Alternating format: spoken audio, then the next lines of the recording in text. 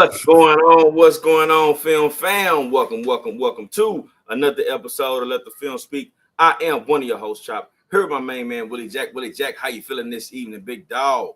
Hey, man, it's Wednesday. It's 7 o'clock, and I'm talking about with my dog, man. So I'm feeling good and feeling great, big dog. Absolutely. As always, I'm feeling good just like you, Willie Jack.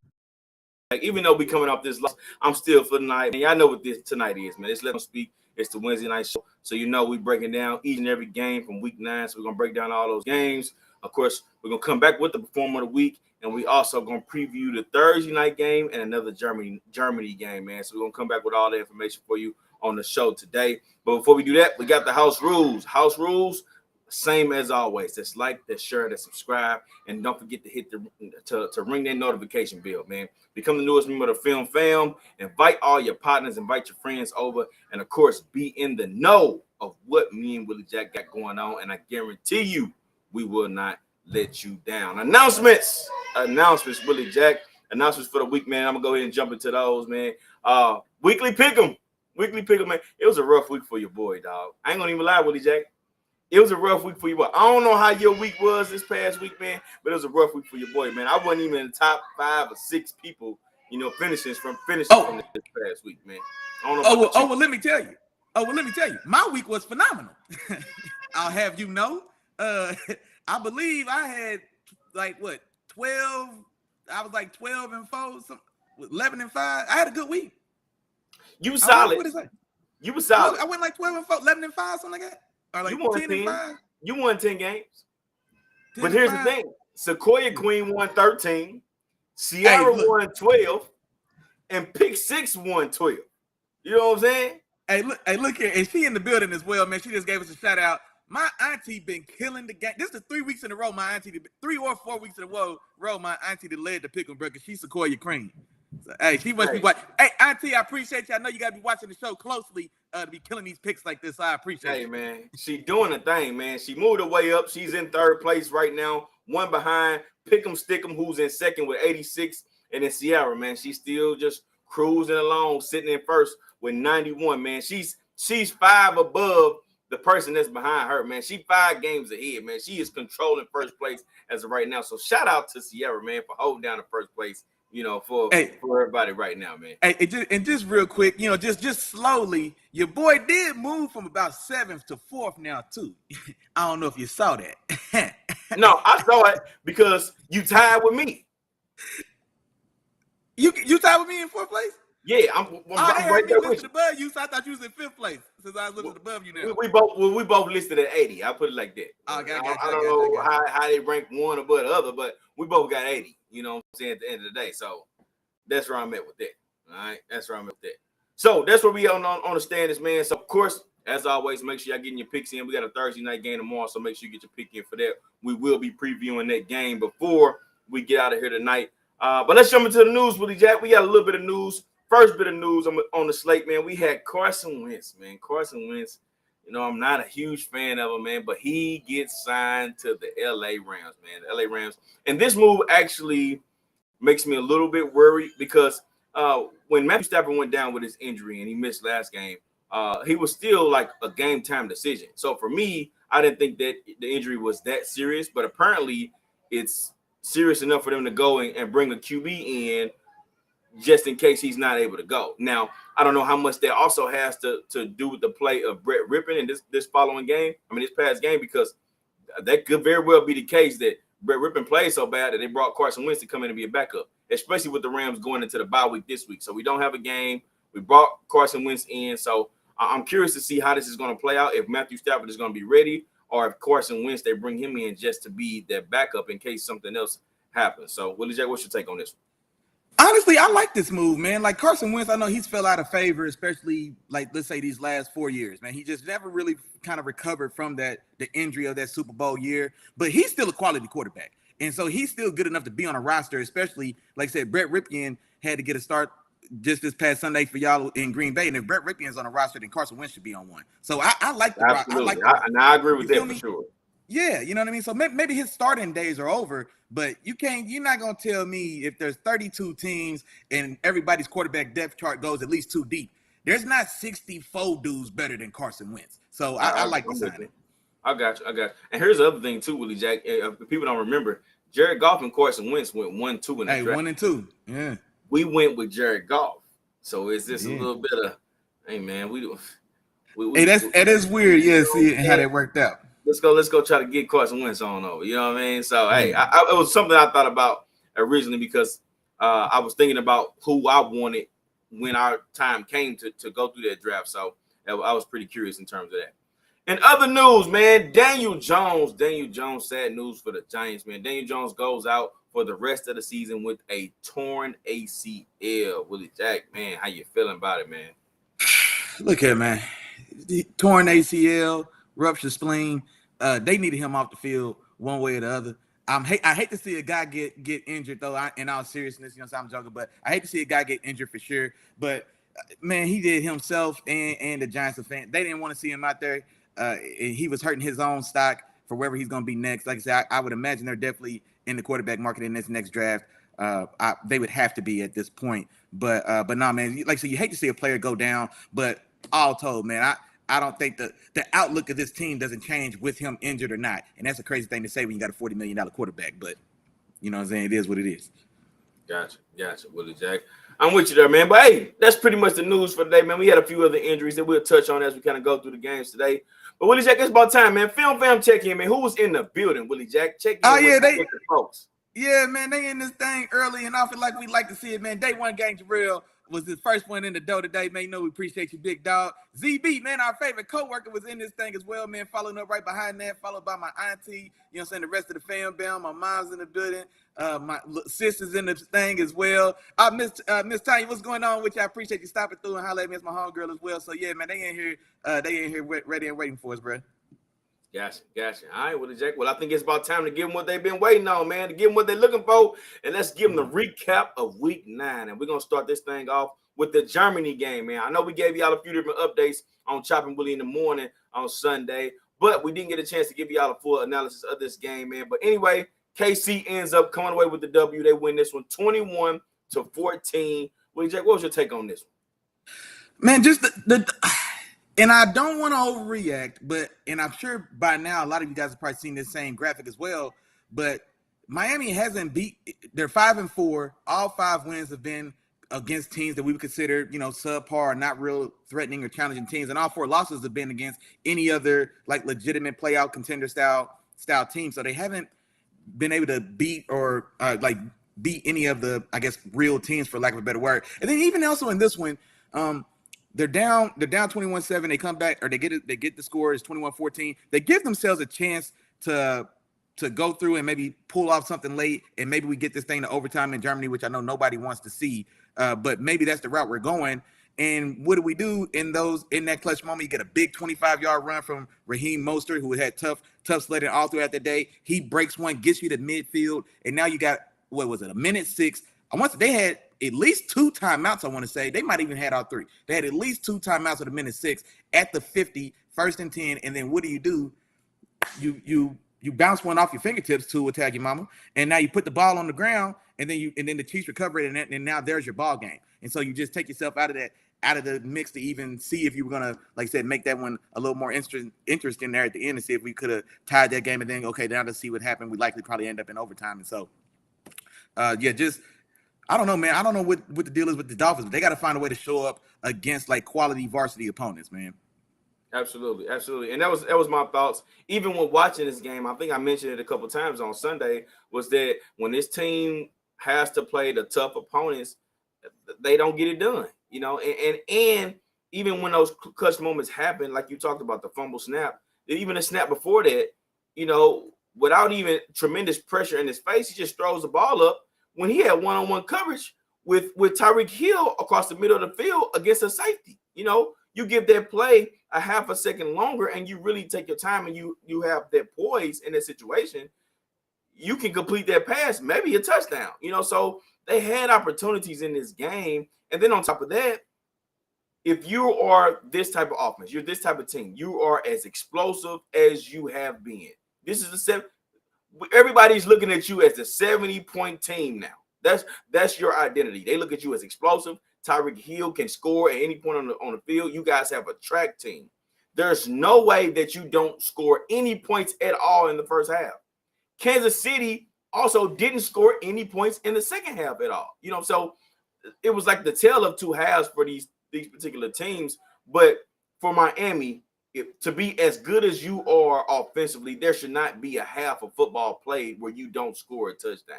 You know what I mean? And you didn't score the touchdown until about 4 minutes left in the third quarter. So Kansas City defense, they came out. Don't get me wrong, this is a real deal defense, and they came out ready to play. But you can't have this happen to you in these big time performances because these big time teams are the teams you're going to have to face again when playoffs come around. So it looks like you guys are on the verge to still push for the playoffs, but it won't make any difference if you get there and you put up a performance like this. So they got to come out, they got to play better. And KC took advantage of their opportunity. And, of course, want to mention the big fumble return with the pitch back. That was a huge play in the game. And actually, the play that ended up winning them this game in the first half. So, big plays for them. No, and I'm glad you said that as well, man, because I was just about to give a shout-out to this. Another thing this game does as well is it further solidifies what's the right word I'm looking for? It further solidifies the, let's say, viability of Kansas City's defense. Like there can't be, and I know they've been getting a lot of recognition here lately, but I think this style of game, just holding this explosive Miami Dolphins defense in check, or offense, in check the way they did, it just further just kind of qualifies them as like, nah, man, this is a defensive-led football team. If you're a Kansas City Chiefs, we can't run or hide or say anything else about it, and they're standing up to the task of doing the job, man. So this is another of many great defensive performances that we've seen from them. And like you said, man, that the play you just referenced. It's a swing pass essentially to Tyreek. Trent McDuffie arrives right there in time with the ball. So, here's another thing as well about that. When I saw it again, because you know how they say like you have to make a football move. I mean, he meets the ball there, and he's right there with the ball in Tyreek's stomach, and so Tyreek doesn't really necessarily get to make a move, but it's a fumble. And then quick thinking, he picks it up. He's not going anywhere. He laterals it to Brian Cook, and then Brian Cook puts the Jets on those boys and takes it 40 yards the other way for the touchdown. But no, just a great defense, man, making big time great plays, and like you said, that ended up being a difference in the game. And here one more thing before we get out of there too. That goes to show you how detailed this game is and how such a small thing can change a game, because the one part most people won't say, and of course he's on offense, so we don't expect him to tackle, but Tyreek Hill, instead of even trying to tackle the guy, he just wants to hold him up, stop his progress, and get them to blow the whistle because the forward progress is stopped. Well, before they blow the whistle, he gets the ball off, he laterals the ball backwards, and then boom, high stepping down the sideline, as a safety that they have. So it's those little details of the game, that can change a game for sure. You know what I'm saying? So just think about the inches in terms of Larry Fitzgerald almost tackling James Harrison before he returned an interception all the way to the touchdown. There you go. Yeah. You know what I'm saying? Those details in the game are the things that count. So, another thing I just wanted to point out really quick. That was one thing. No, that was a good observation for sure. Absolutely. On to the Sunday games, Willie Jack. Well, actually, that was a Sunday game, but on to our normal slate, to the 12 o'clock games. We have Minnesota go to Atlanta to take on the Falcons. Minnesota ends up winning this game on the road, 31-28, man. And here's the thing for me, man. I vouched for you, Atlanta. You know what I'm saying? I stood out there. I stood strong on the mountain, with my hands folded, like, hey, man, Taylor Heineke's y'all quarterback. Y'all got this. But what do y'all do? Y'all go out here and blow it, man. Y'all go out here and blow it, and they kept doing things to kill themselves throughout this game. You know what I'm saying? Drives stalled by penalties. 8 penalties in this game, man. Just a terrible game, and that way, a fumble return to the 2-yard line. They only get a fumble out of that. I mean, they only get a field goal out of that. There's no reason with the talent that they have, the offensive line that they have, and the weapons they have, that they don't get a touchdown out of that. And then just the tackling in general. Yeah. Like, most people don't mention tackling. Man, Joshua Dobbs, I watched him alone, probably had about 7 broken tackles in this game. There's no way Joshua Dobbs, without even a practice under his belt, not even planning on starting this game. Didn't know nobody's name. Don't even know his players. Yeah. They in the huddle like, hey, bro, I think they playing this cover. So look, you run an out route, you run a corner route. You you just swing. And if you think you see somebody blitzing, you just stay in and block. All right, you just stay here with me. That's the type of plays they was running in a huddle against y'all. And they, again, get embarrassed for the second week in a row. Their defense, because Will Levis did it to them, and then coming a week after that, this Minnesota team finds a way to embarrass this defense, and they just couldn't tackle anybody. Now, here's my thing, Willie Jack, and I've been talking about this for a long time, and I'm about getting tired of it because Arthur Smith is on my hot seat, and he's on the verge. For me, he needs – the only reason I think he's there still is because they still have a chance to win this division, but I think he needs to be out the door. There's no way in hell Bijan Robinson should have 13 total touches in this game, out-touched by Tyler Algier. To make things worse, Tyler Algier averaged 3.3 yards a carry this game. Robinson averaged more. He averaged almost 5 yards a carry this game. So it's not a hot hand thing. That's out the window. It ain't the hot hand because clearly Algier didn't have the hot hand, but yet he still gets more touches than your first round running back. Now before I'm gonna let you finish, but before you go too far, now let's not forget, Bijan did put the church's money on the carpet. Now don't matter. Don't matter. Don't matter. Come on now. You did put the church's money on the floor, man. I'm just saying.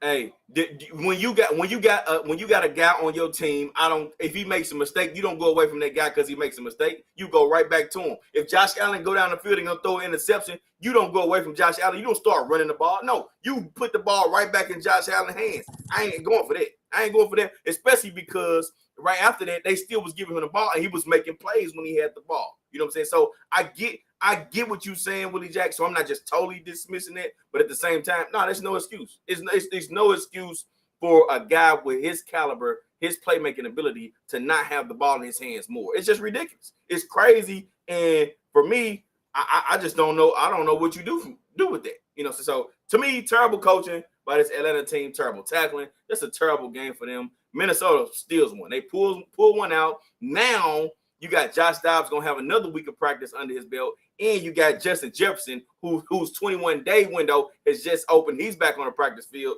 So Minnesota's got to be feeling really good about, how they started since Kirk Cousins has been gone.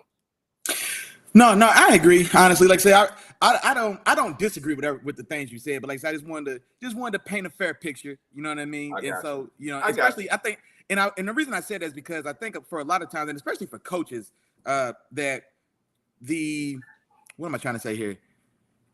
When it's a young guy, particularly like a rookie that makes a fumble or causes a turnover, it's almost amplified a little bit more because then you start looking about his youth. These are the moments to? I mean, like things like that maybe come into play. Whereas versus like an established veteran who we've seen him cough the ball up and we've seen him make the play the next time when we come back to him. You know what I mean? Or I'm just trying to paint a fair picture. But I agree though. There's no reason at all that, like I said, Bijan's not. When's the last time he had more than 15 touches in the game? You know what I'm saying? Like, that's a good question. That's a good question. Or like how many times has he had 20 touches in the game just in 9 games he's played this season? Like did he have like one game of 20 touches? And I think he had like 7 receptions in that game. You know what I'm saying? Like if he even got to 20. And so there definitely is something going on there as far as his usage. When you go out and draft a running back in the climate of this NFL, you take him as early as you did in the top 10. A top 10 running back is a damn near a cardinal sin in the NFL these days. You go get one because he's special. We saw the special, but then the usage, just like my dog Chop saying, the usage doesn't speak to how highly we thought you guys thought of him based on his draft status. And so there's definitely something going on there. But like you said, yeah, Atlanta definitely couldn't get out their own way. And then, yeah, like I said, man, credit to Josh Dobbs, man. Like wasn't expect. We forget before he started in Arizona, they cut Colt McCoy and brought him in like that same week. And then he started the next week, and then they come out and they have a very competitive first 3 games and lost a couple games they probably could have won. And so just his whole journey, like to this point, getting there, being traded on a Tuesday, getting there. He took his first snap from the center, Garrett Bradbury, on the sideline before he went in after old boy got hurt. That was his first time taking the snap. They didn't even have him practice all week. He didn't get not one snap all week. You know what I'm saying? Like he just went. And so to do what he did, it started out rough for sure. It was a bad safety. He had another bad I don't know if they classify it as a fumble or interception. He threw it to the defensive lineman for Atlanta, and so it wasn't all pretty. But like I said, Atlanta stalling and kind of shooting themselves in the foot, and you leave this game hanging in the balance. And Josh Dobbs is able to use his legs primarily to make necessary plays to keep them in this thing, and then of course delivering the touchdown when the time came in to Brandon Powell. So yeah, kudos to Josh Dobbs for sure. Absolutely. And we had a couple comments, Willie Jack, I want to highlight real quick. Jarrell came in. He says he's one of the best backs in the leagues and some of the worst coaching decisions this season, man. So now here's one thing I want to say about that as well. I don't know if we could say from what we've actually seen tangible goods on the field, I don't know if we could say he's one of the best backs in the league. Now, he's one of the most talented backs in the league. I think that's a more apt description. But, I mean, at some point, though, you got to get a bucket. You know what I'm saying? Michael Beasley was one of the coldest coming out of college into the NFL, like into the NBA, but he couldn't get on NBA buckets. And so, but he was working over LeBron in practice every single day. If you ask anybody that was around at that time, you know what I'm saying? So you still got to put points on the board. But he's definitely one of the most talented backs we've seen, even in the limited touches that he's getting. But for me, it's like how do you put points on the board if they're not giving you the rock? That's my thing. It's like you can't really expect somebody to go out there and just still be just super productive if they ain't anybody giving you the rock. You know, and that's fair. And, so it's a fine balance for that. But it's like I get what Jarrell's saying, because for me it's the eye test with that too. It's like this is what I see, and it's clear. It's clear as day what I see. But I get what you're saying too. It's like all right, that's what I'm saying. Yeah, that's more of a talent observation than because like I said, because he's not. Because when you say best back in the league, okay, to me, you talk about CMC, you talk about Derrick Henry, you talk about the guys actually going out there getting us buckets. It's not fair to those guys to put him in their group, you know what I'm saying, based on what he's done. Now, we can speak to his talent, though, but no, I dig what he's saying, though. Gotcha. Absolutely. And then ZB came in with a stat real quick, man, and we'll keep on pushing. He said 1 carry inside the 5-yard line this season. That's crazy, man. That's just absolutely crazy. 1 carry inside the 5-yard line all season. Hey, here we go. But let's keep on moving, Willie Jack. Man, I wish I've been trying. Oh man, hey, you did your thing on this one, boy. Hey, man, I was trying. I was working. I had to work late, y'all. So I'm gonna apologize right now to y'all. You know what I'm saying? I'm gonna apologize. But Arizona goes to Cleveland, man. Cleveland wins this game 27-0. Willie Jack, I'll let you start this one off, man. What happened in this game, dog? Oh man, shit! What was supposed to happen? Arizona trades Josh Dobbs. They had Clayton Tune, the rookie, making his first start, and this is an Arizona team that has. I mean, there hasn't been any real, I guess, threat of scoring, especially with Josh Dobbs now being off of this team. So neither one of us expected much. I think you called for this shutout. I think I gave him 6 points in my prediction.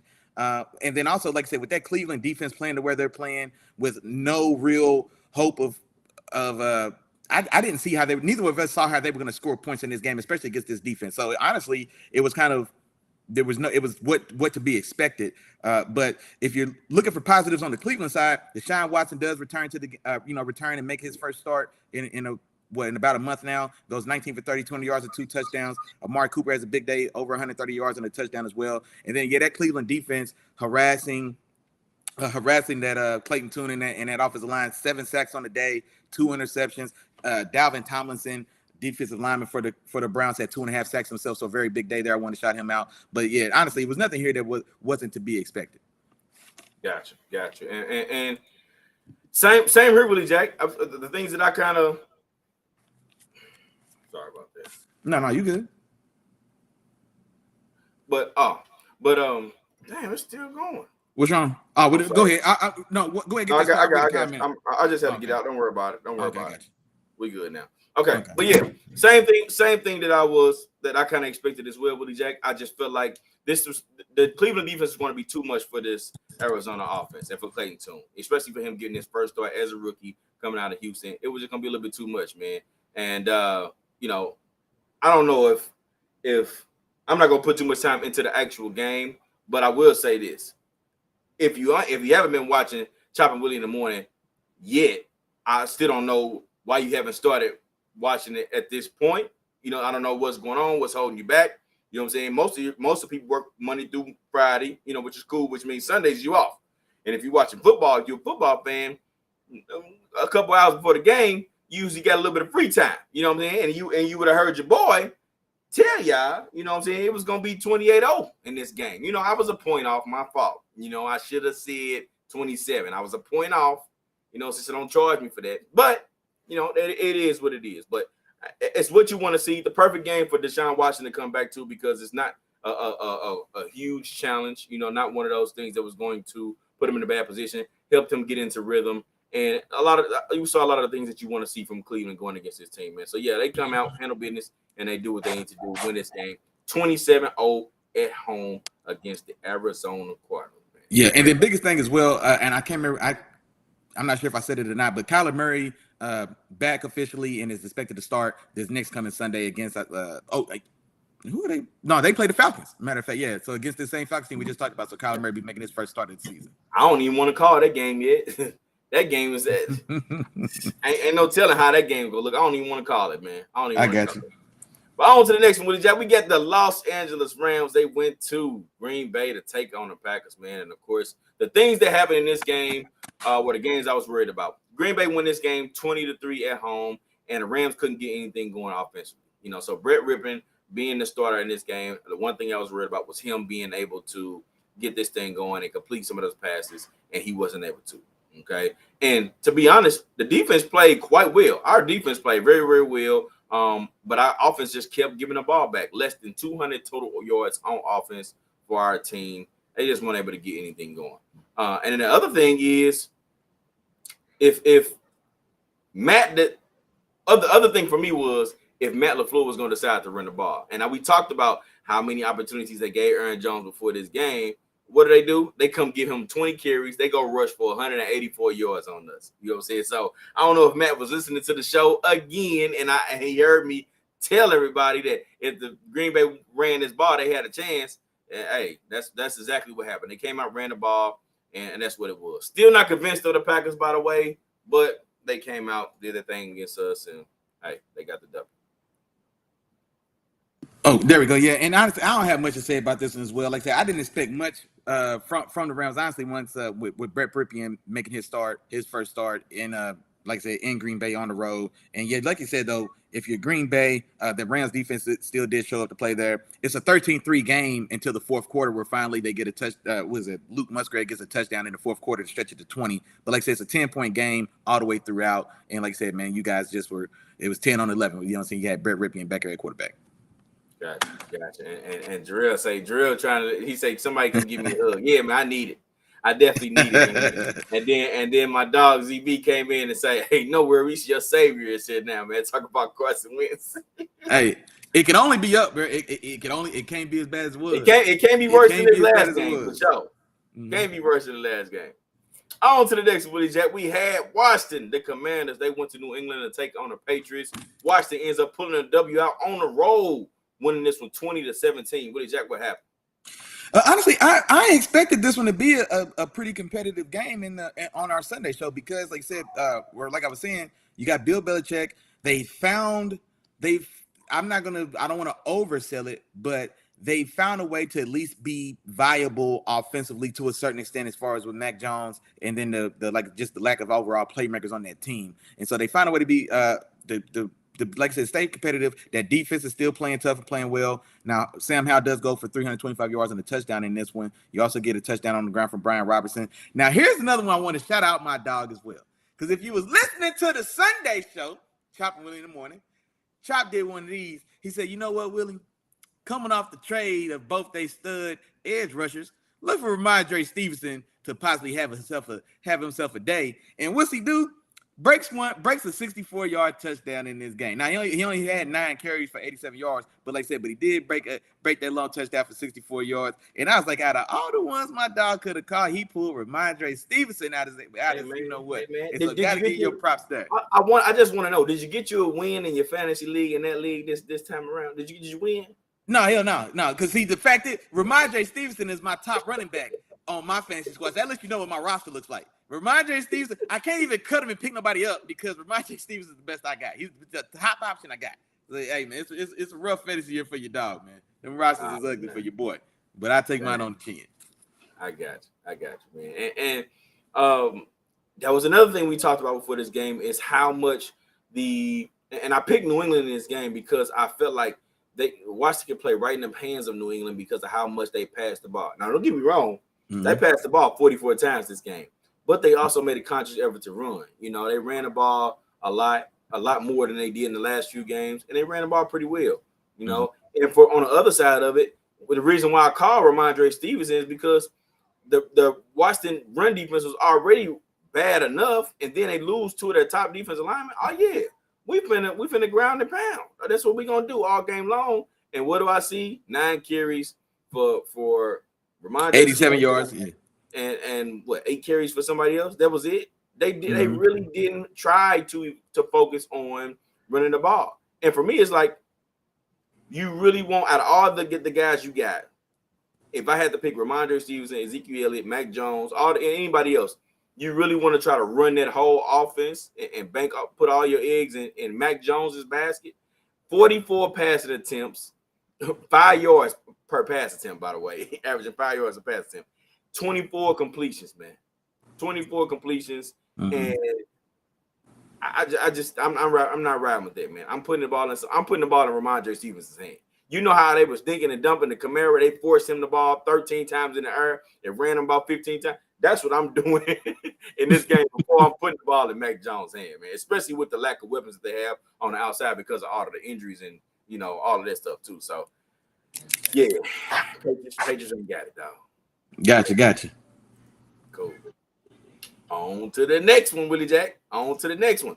We had Chicago go to New Orleans to take on the Saints. Saints end up coming away with the W in this game, winning this one at home, 24-17, man. 24-17. And for me, man, the Bears surprisingly put up good fights in this game, man. They put up a good fight.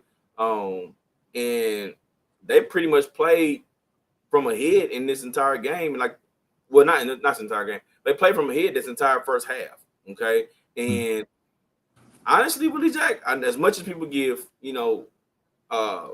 talk bad about the coaching staff for the Chicago Bears, they drew up some good plays, man. And they put the Chicago Bears into a good position offensively to put up some points. But mistakes killed them. They had a missed field goal, 2 lost fumbles, 3 interceptions, and they still only lose by 7.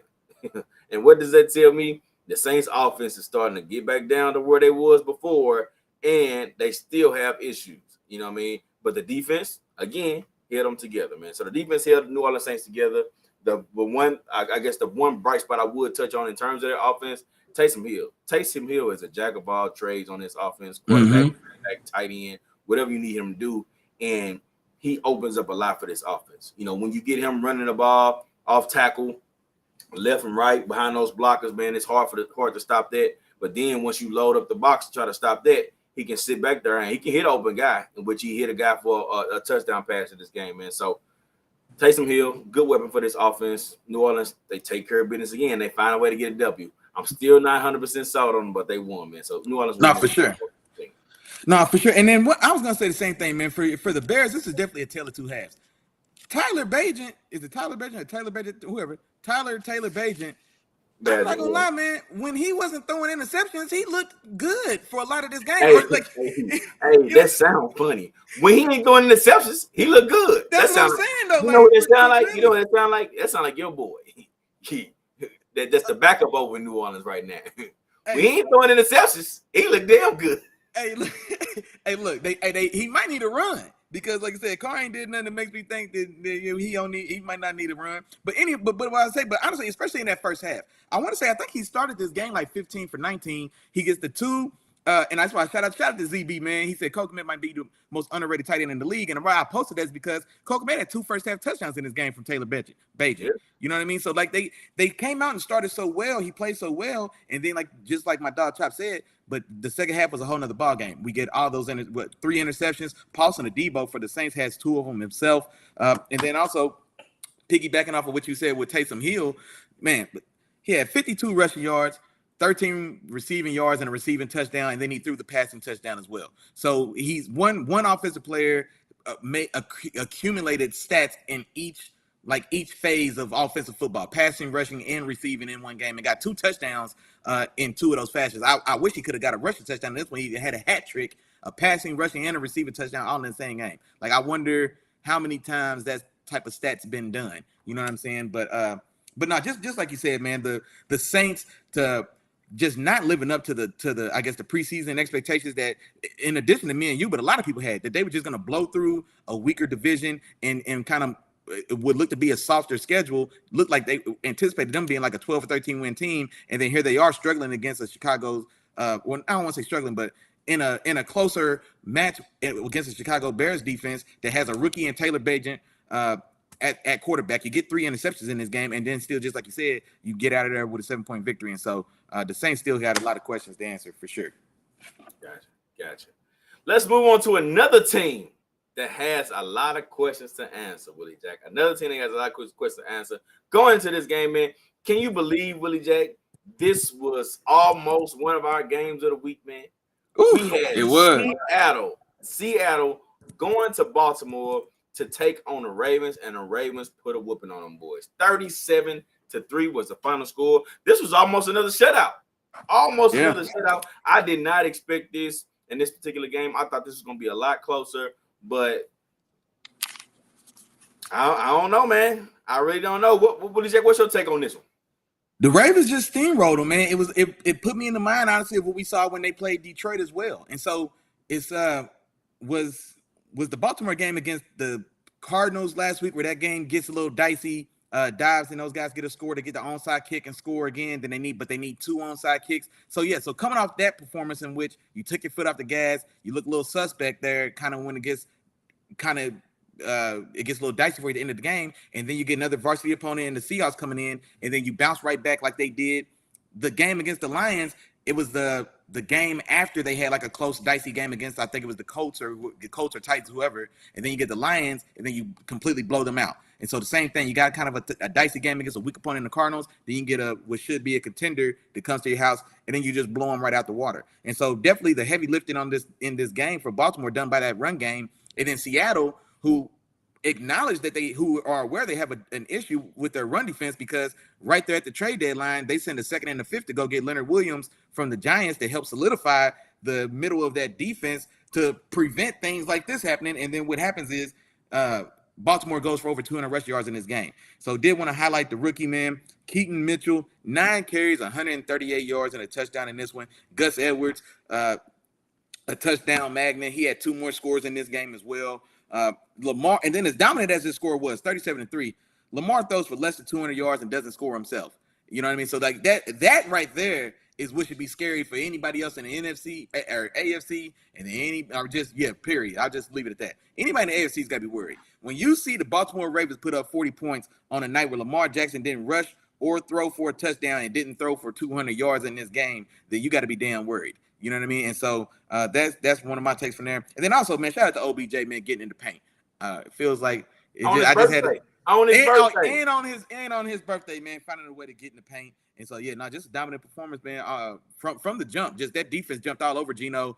Those first 2 drives were just as over as quickly as they started, and it didn't slow down from there, man. And so Baltimore handling business, looking great. Gotcha. And Jarrell comes in, he comments, man, as you were talking a little bit, and he asks, are the Ravens the real deal right now? He said, because they looking dangerous, even though their record is a little iffy, man. I don't know what's iffy about 7-2. That ain't too iffy to me. And I think he may mean kind of what I said, because one of those losses, let's not forget, is against my Steelers in a game that they probably should have scored 50 points. You know what I mean? And it kind of speaks to what I was saying before about that Cardinals game. And I keep going back and forth whether it was the Colts or the Titans, but there's another one of those wins as well in which it's a team that probably they should have dominated, and instead it's a close game and you're fighting for your life on a team you probably should have beat by 2 scores. And the only difference is between the Cardinals and, let's say, the Colts in that instance or whatever, is that for whatever reason, I guess this I think Lamar's like 1-8 all time against my Steelers. He just doesn't play well when it's against us. But like I said, so if there's any other resistance on those other 2 teams as well, that very well could have been 2 additional losses that they possibly could have. But yes, I see what he's getting at there. But nah, man, that Ravens team looks damn good. They look dominant and scary. I got you. Well, to answer that, man, that loss really doesn't say too much for me, just because it's a divisional matchup and it's already a hard fought, between y'all division in general anyway. So it doesn't bother me too much. It is what it is, So I'm not taking too much away from that particular loss against the Steelers. Like I said, it's a divisional matchup. But going back into this game, very disappointing performance from Seattle. And for me going into this game, this was a sign of, all right, who can Seattle be in this game? You know, and I know y'all not going to see it because y'all big Geno fans. Jarrell in the comments. Jarrell usually be done put big Geno or he ain't right back in the chat right now. Of course, I know why you ain't putting it in there because, you know, you just want to keep the attention away from Geno right now. But I'm going to bring it on him. I'm going to put it on Geno right now because I felt like going into this game, he was going to have to be good. He was going to be the one that take this offense, you know, and kind of put it on his back. We know how good this Baltimore Ravens defense is, and they look lights out. Geno under 50% completion percentage, man. Less than I think he only threw for like 157 yards in this game on 27 attempts. And you already talked about the interior of the Seattle defense. That Seattle defense in the middle looked terrible, which was already a weakness of them anyway. Almost 300 rushing yards, man. And that's crazy. You know what I'm saying? Andrews did his thing as well. And Baltimore was just a more physical team. And going back into your comment, Jarrell, Baltimore is really establishing themselves as a real powerhouse in the AFC, you know, and like you line them up and they knocking them down. That's just what it is, and they doing it that way. They running the ball. They still not an explosive pass game like you mentioned, Willie Jack. But the thing is, I'm convinced that that's just not in their DNA. That's not in their DNA to be an explosive passing team.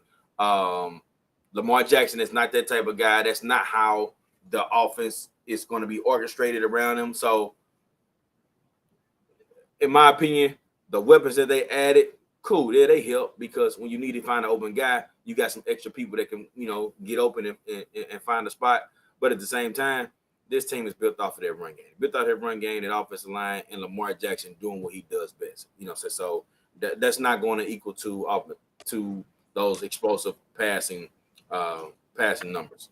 You know, but now here's an interesting thing that I was looking into, and I was like, let me look into this. The last time the Baltimore Ravens had a top 5 defense, Lamar Jackson won MVP. Okay. Just want to throw it out there. That was back in 2019, man. It's the last time the Baltimore Ravens had a top 5 defense. Now, don't get me wrong, they had solid defenses, but the last I'm surprised to hear that because it feels like I would have thought they just stay around the top 5 just on GP. You know what I mean? Like I would have thought so. Yeah. Yeah. So that's what I'm saying. So they've been solid, but like I said, top 5. They had a top 2 defense his rookie year, but that was his rookie year. But his second year, they had a top. They was number 4. He was the MVP that year. After that, they fell below 5. Then they fell outside of the top 10 one or two of those years. You know, so they've been kind of wavering a little bit. But this year, they're the number 2 defense behind Cleveland, and then they rolling, man. They look like a powerhouse. So you know that's where they are with that. Okay. All right, Willie Jack, man. We're about halfway through the show today, man. We got a couple more good games, man. We're gonna come on the other side of the show with a banger, man. We're gonna come on the other side of the show with a banger, man. We're gonna talk about one of those. But before we do that, we got to hit a quick break, man. So pay attention, man. We got a few words from the sponsor. Be right back. So, Let the Film Speak, hosted by the wonderfully handsome and intelligent brothers of Let the Film Speak. That's Chop and your main man, Willie Jack. You feel me? Also brought to you by the 3 Amigos. Y'all know them and you love them, man. That's the 3 Amigos. That's like, that's share, that's subscribe. That's 3 the hard way. That's a 3-piece spicy. You cannot go wrong. Now, I say the same thing every week, so y'all can say that at home with me. I know y'all ready for it. Here we go. It's 3 Amigos, but it's 4 parts to this process, big dog. First, you just got to tap in. Like my dog said, man, come in, tap in. Just say what's up, man. Just holler. Hey, what's up, 3 Amigos, man? Like, share, subscribe. Hey, Chop, man. Willie, man, what's going on, man? It's cool. I sit on the couch. For sure. Y'all got some cold to drink? Oh, man, my man. Yeah. Oh, yeah. By the way, man, I'm a Broncos fan. That's all you got to do. That's it. That's easy. And Chop, come in, sit down, get comfortable, get a cool adult beverage, and let us know who you ride with, big dog. Then tell a friend. Like, man, that's a nice feeling here, ain't it? Man, it's cool, man. My homeboy was out here. Man, it's cool. I can tell a friend. Tell a friend, man. And you know what? Even better than that, you can tell your friend to tell a friend.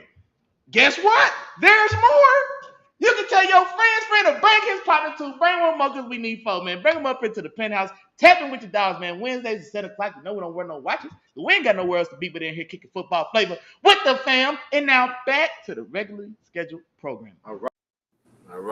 And one quick shout out before we jump into this next game. Shout out to my dog Jarrell, man. He representing, man, the 3 Amigos. That's like the show. As my dog said, man. So I just want to do a quick shout out to my dog before we jump into the next game. But man, let's go into this next game, man. A game that I didn't necessarily expect to be as good as it was, man.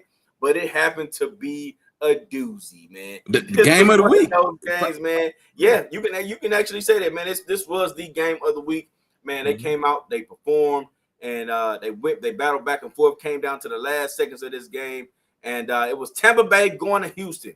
Houston ends up pulling it away and winning this game 39-37 with 6 seconds left on the clock. They scored a game-winning touchdown. And Willie Jack, if you don't mind, I want to step into this one first. Are you okay with that? Do your thing, big dog.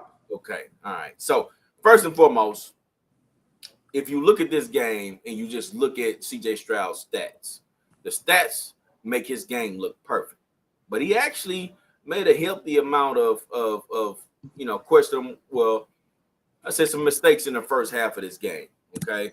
On a few plays, he was holding the ball a little bit too long, getting himself in a little bit of trouble. And then bad clock management, at the end of that first half, which prevented them from putting up points. You know what I'm saying? They came out the second half down 20-10. But then he started putting his day together. Okay. And he started putting some throws together and he started doing his thing. Okay. But now let's skip.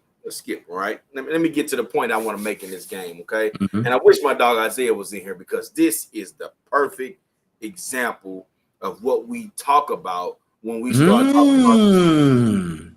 I didn't know you was gonna go there. I like it, but I like it. Start talking about the Dak Prescotts, the Tua Tagovailoas, the Justin Herberts, all these particular guys, and wanting them to step up because at the end of the day, the QBs are the ultimate adversity overcomers when it comes to these football games. Okay, and both QBs actually displayed some of these things. Now, Baker Mayfield, he doesn't have a lot of the other things that we see in some of these other talented quarterbacks for us to say or label him or even talk about him with the guys in this league. But one thing that we have seen from Baker Mayfield is when the game is on the line, you need him to step up or you need him to make a play, he'll come out and he'll make a play.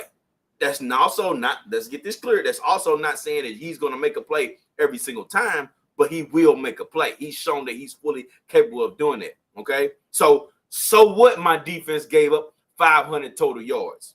So what is 3rd and 23 under 2 minutes left and I'm down by 3?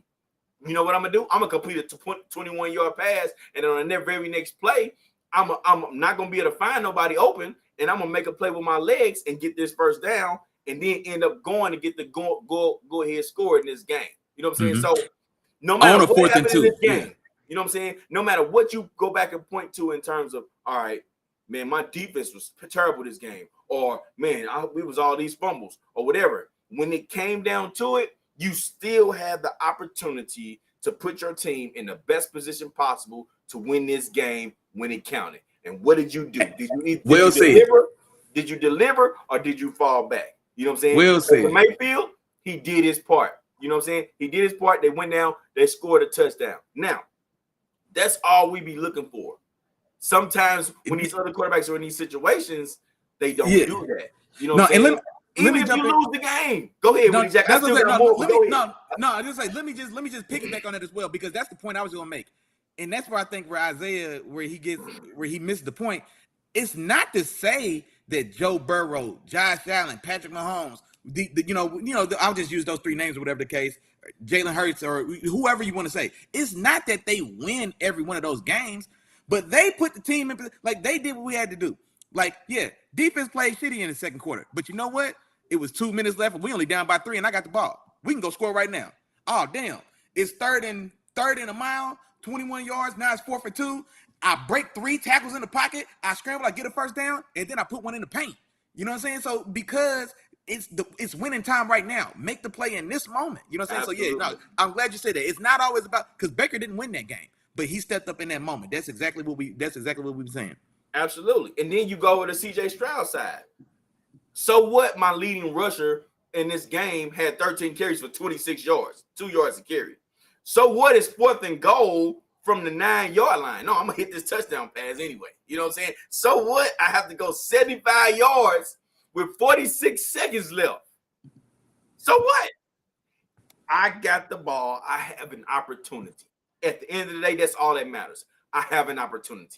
Regardless of what happened in the game, because none of that matters. None of that matters anymore. We can't, if you're in the game, you can't dwell on, dang, man, my defense been sucking this game. Nope, because we still got game to play.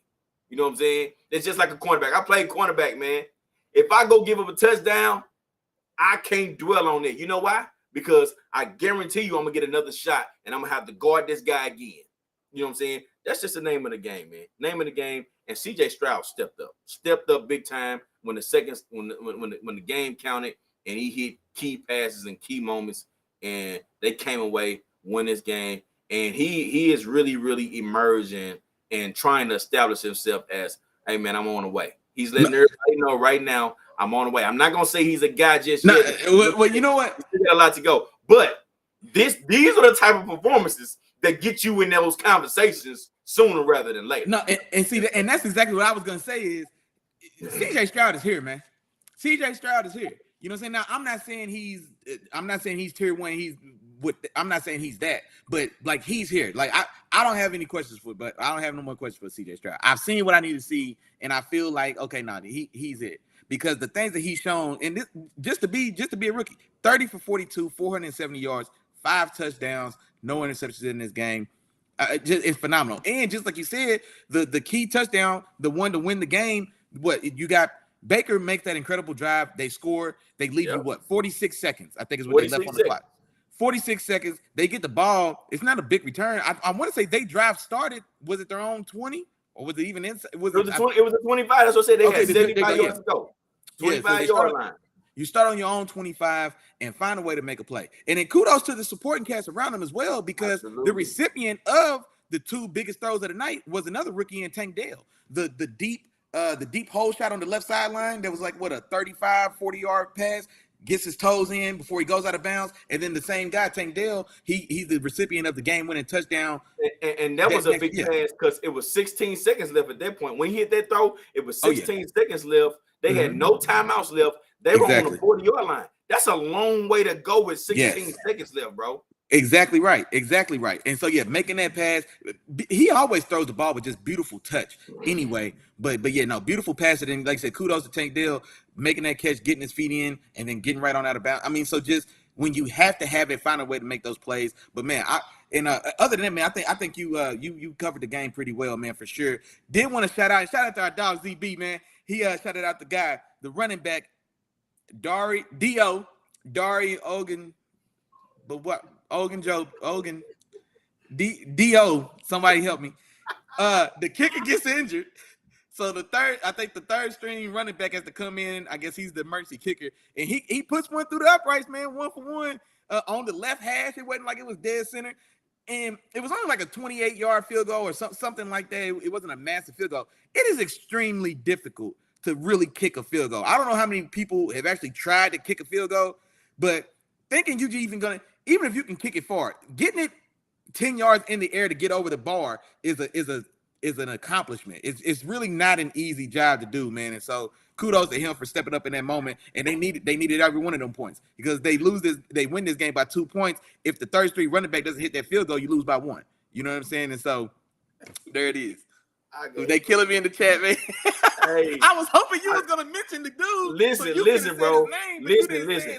I tried to go look at the name to try to sound it out, bro. You don't know what I tried to say in my head, bro. Yeah. You do not know all the different syllables that was going on in my head to try to pronounce his last name, and I just gave up. I just like, you know what? I'm just gonna let it be. Look, man.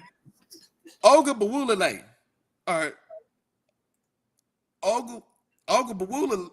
Ogun Bawale. Olga Bawuli. Olga, yeah, there you go.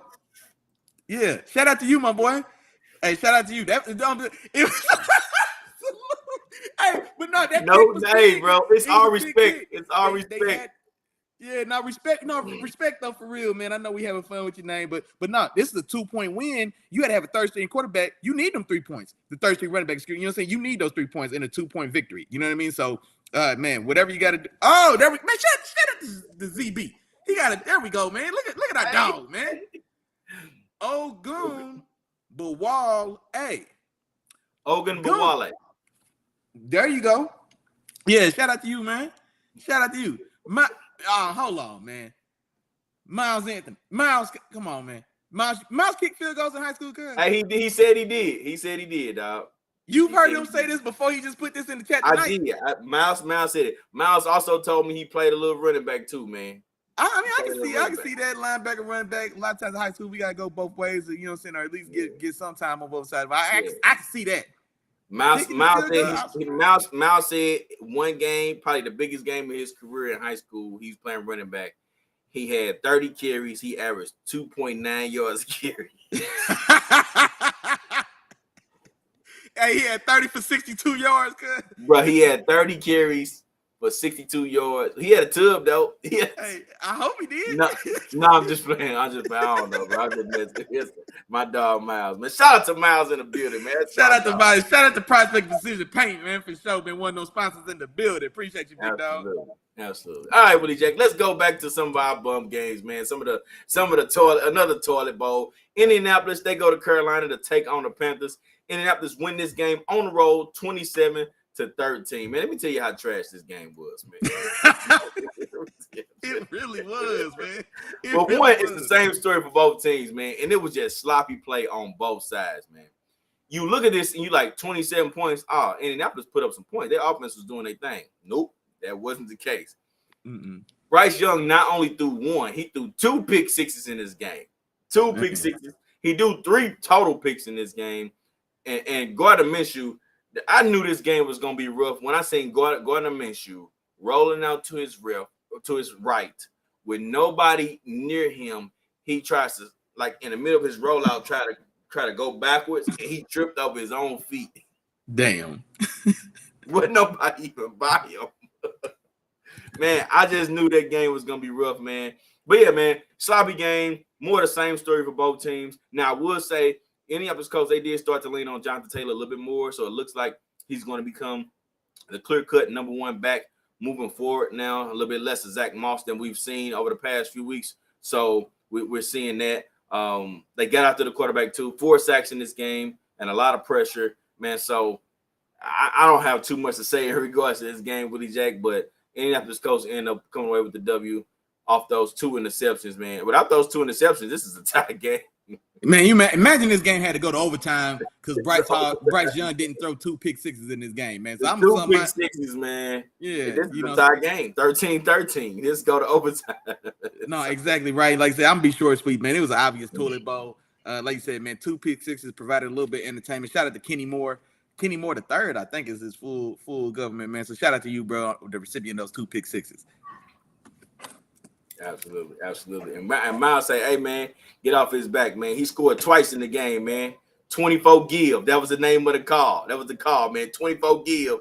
Okay, little B gap dive. All right. I see what's going on. Little B gap dive. All right. Man, for real, man. On to the next one. Hey, what you say? 2.9 carries in a cloud of dust, or 2.9 yards in a cloud of dust? Hey, my dog was getting busy, boy. Stop playing with Miles. Stop playing with him. On to the next one, man. We had another toilet bowl, another blowout. We had the New York Giants go to Las Vegas to take on the Raiders. And the first start for interim head coach Antonio Pierce, he comes away, gets this W. Willie Jack, what's your take on this one? No, and just like you said, man, I was happy to see him be the interim coach, and he makes his first start, and then makes his first start against his old team. He's a Super Bowl champion from those Michael Strahan and Eli Manning led New York Giants team. And so to make your first start as a coach against your former team, so I know that had to be had personal significance for him. And then to see the response from the Raiders. And so that's the biggest things for me. Namely 26 carries and 98 yards and 2 touchdowns for Josh Jacobs. It feel like the first time we've seen Josh Jacobs all year. You know what I mean? Like, it's been a guy wearing his jersey all year, but it don't feel like the guy that we saw last year lead the league in rushing. Look like that guy was back. And I felt bad for him because they had like 2 end of the game run the clock carries that he lost yards on, so he falls below 100 yards. But at one point, I think he was like 24 for 100, and then he finishes 26 for 98, like I said, when with those two just nothing carries to get the clock going to get out of there, or whatever the case it was. And then for Aiden O'Connell, making his start, being named the starter, Jimmy G just getting benched, like I said, as they turn over a new leaf with this new coaching staff, new GM, the whole nine. He goes 16 for 25 for over 200 yards, doesn't throw an interception or a touchdown in this game. And then a big game defensively for Max Crosby, or a big game for that defense all around. They had 8 sacks as a team in this game, and then Max Crosby had 3 of those himself, and which just continues the trend that we've seen from both New York teams all season. Can't none of them block. None of them. Both of them are struggling to block or protect for their quarterbacks, and so this has been a trend all year long. And then, like I said, Max Crosby gets out there and pulls the wings off those flies out there and gets himself 3 tacks. So big day for him. Nothing to talk about on the Giants side, I guess, other than kind of the news we talked about at the beginning of the show. Daniel Jones does tear an ACL in this game, and he is now officially out for the remainder of the season, which may actually increase their potential win total for the rest of the season. I mean, I want to know what the line moved in Vegas. If they over-under for season wins was 4.5, is it 5 now that Daniel Jones is officially out? That's what I want to know. And why didn't the Giants go get Carson Wentz? What was y'all doing? You got Tommy DeVito now going to be your starter for the foreseeable future?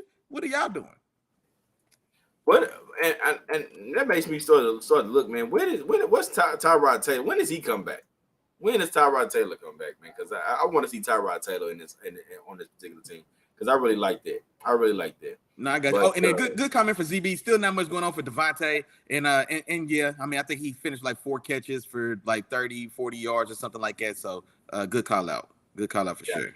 Gotcha. And that was the thing I was worried about in terms of this game, Willie Jack, was that the fact that I don't know what it is, but when coaches get fired and they start to switch things up, these teams come out just a little bit more motivated. And that's what you saw. You can kind of feel the energy from this team from the start of this game.